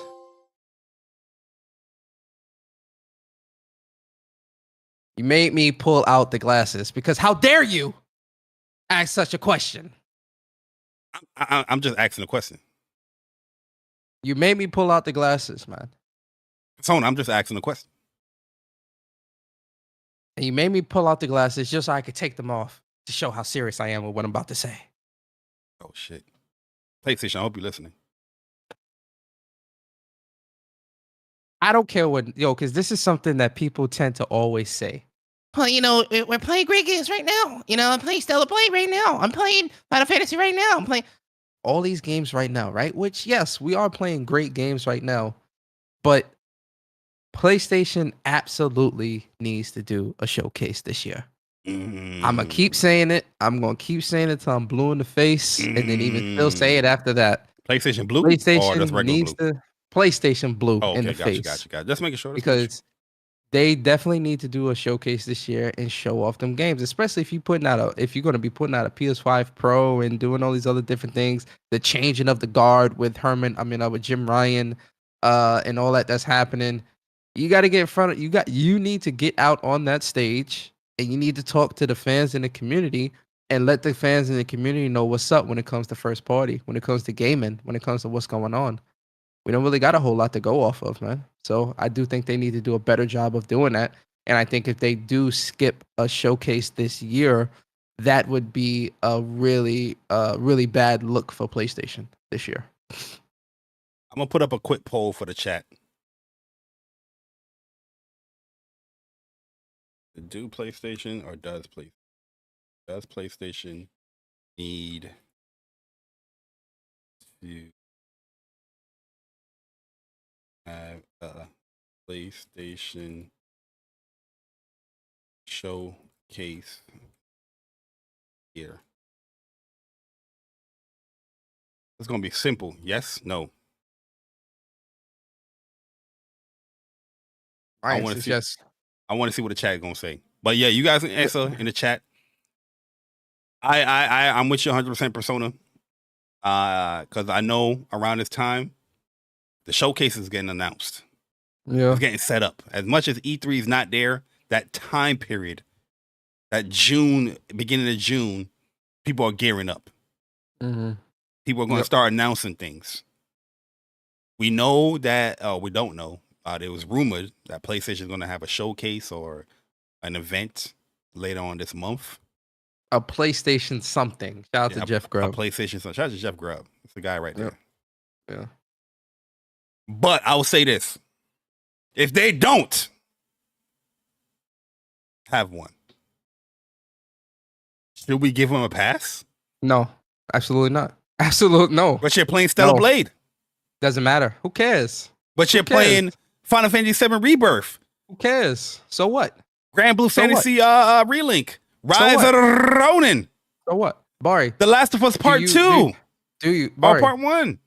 Just Master. because you ate Bari, just because you Helldivers, ate Persona Helldivers. Bari, listen what I'm about to say. Just because you ate breakfast, does that mean you shouldn't also eat dinner? Just because you ate yesterday, does that not mean you eat today? Just because if I'm on a diet. Yeah, but you still need to eat on a diet. That's a good point. You just need to be a diet is you being in a caloric deficit. Work out and burn more calories than you're eating. So you need to be in a caloric deficit. That's all that means. But you still need to eat.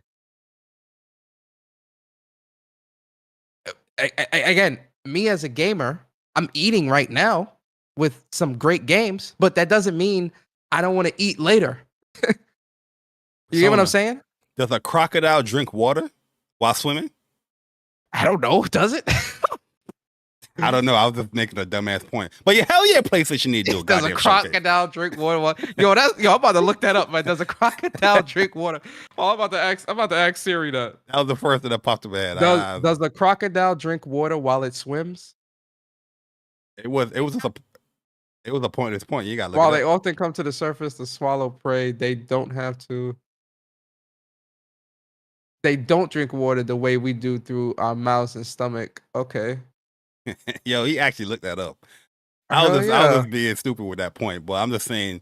That's a great question though. Like that should go. That really got me curious. They definitely need to have a showcase because I feel like everybody's trying to do this kumbaya thing, but competition is still there. And as much as great as PlayStation is doing, and I'm loving it, we definitely need to know what the future is holding for PS5. And they definitely need to redeem themselves from last year, boy. Ooh, that showcase from last year still haunts me. Yo, that showcase from last year, in my opinion, wasn't the best, but the impact from the games, it was very successful. Helldivers is a big Helldivers, Spider-Man, all that. Yeah, it's great, but a large portion of that showcase was not good, in my opinion. So I definitely think they need to redeem themselves this year with a proper balls to the wall showcase. Yo, Heatwave said that PlayStation Plus sub could be going up this year. Absolutely not. If you don't want to see me rage on this goddamn channel, if we have another price hike, that's crazy, bro. Within this generation, especially all the people talking about, PC, we're gonna get the benefits, which we haven't seen yet. Everybody that used that article or that statement or that point, ask them what's the benefits. They will never tell you. So more games coming. But anyway, if they do that's gaming suicide. Sorry. Yeah, that's nasty work. That's nasty work. But I'm gonna end the poll. I think people in the same ballpark as us. We got 89% with yes and 10% as no. I'm curious on the 10% out of 37 people that voted on here. I want to know what the people that said no. I want to know what games you playing right now. Yo, that's what I want to know. What games have you played and completed this year? That's what I want to know. Helldivers right now. So if your main game is Call of Duty or a sports game, all due respect. All due respect. Absolutely not. If you made it this far in the show, here is your platinum trophy. Yes. Yeah. Yo, 162 platinums.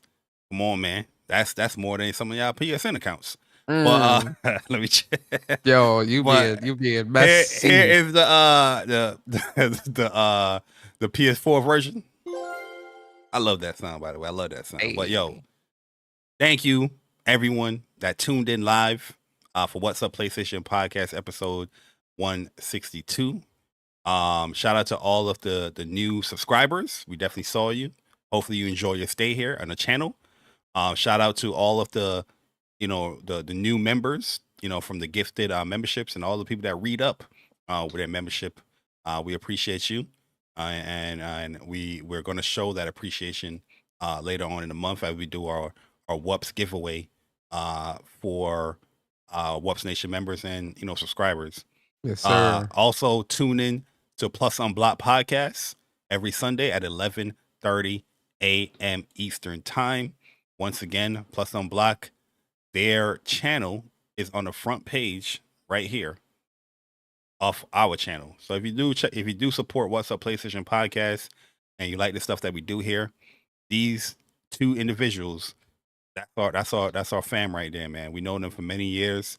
They're doing a fighting game podcast and they're doing a great job with it. Yep.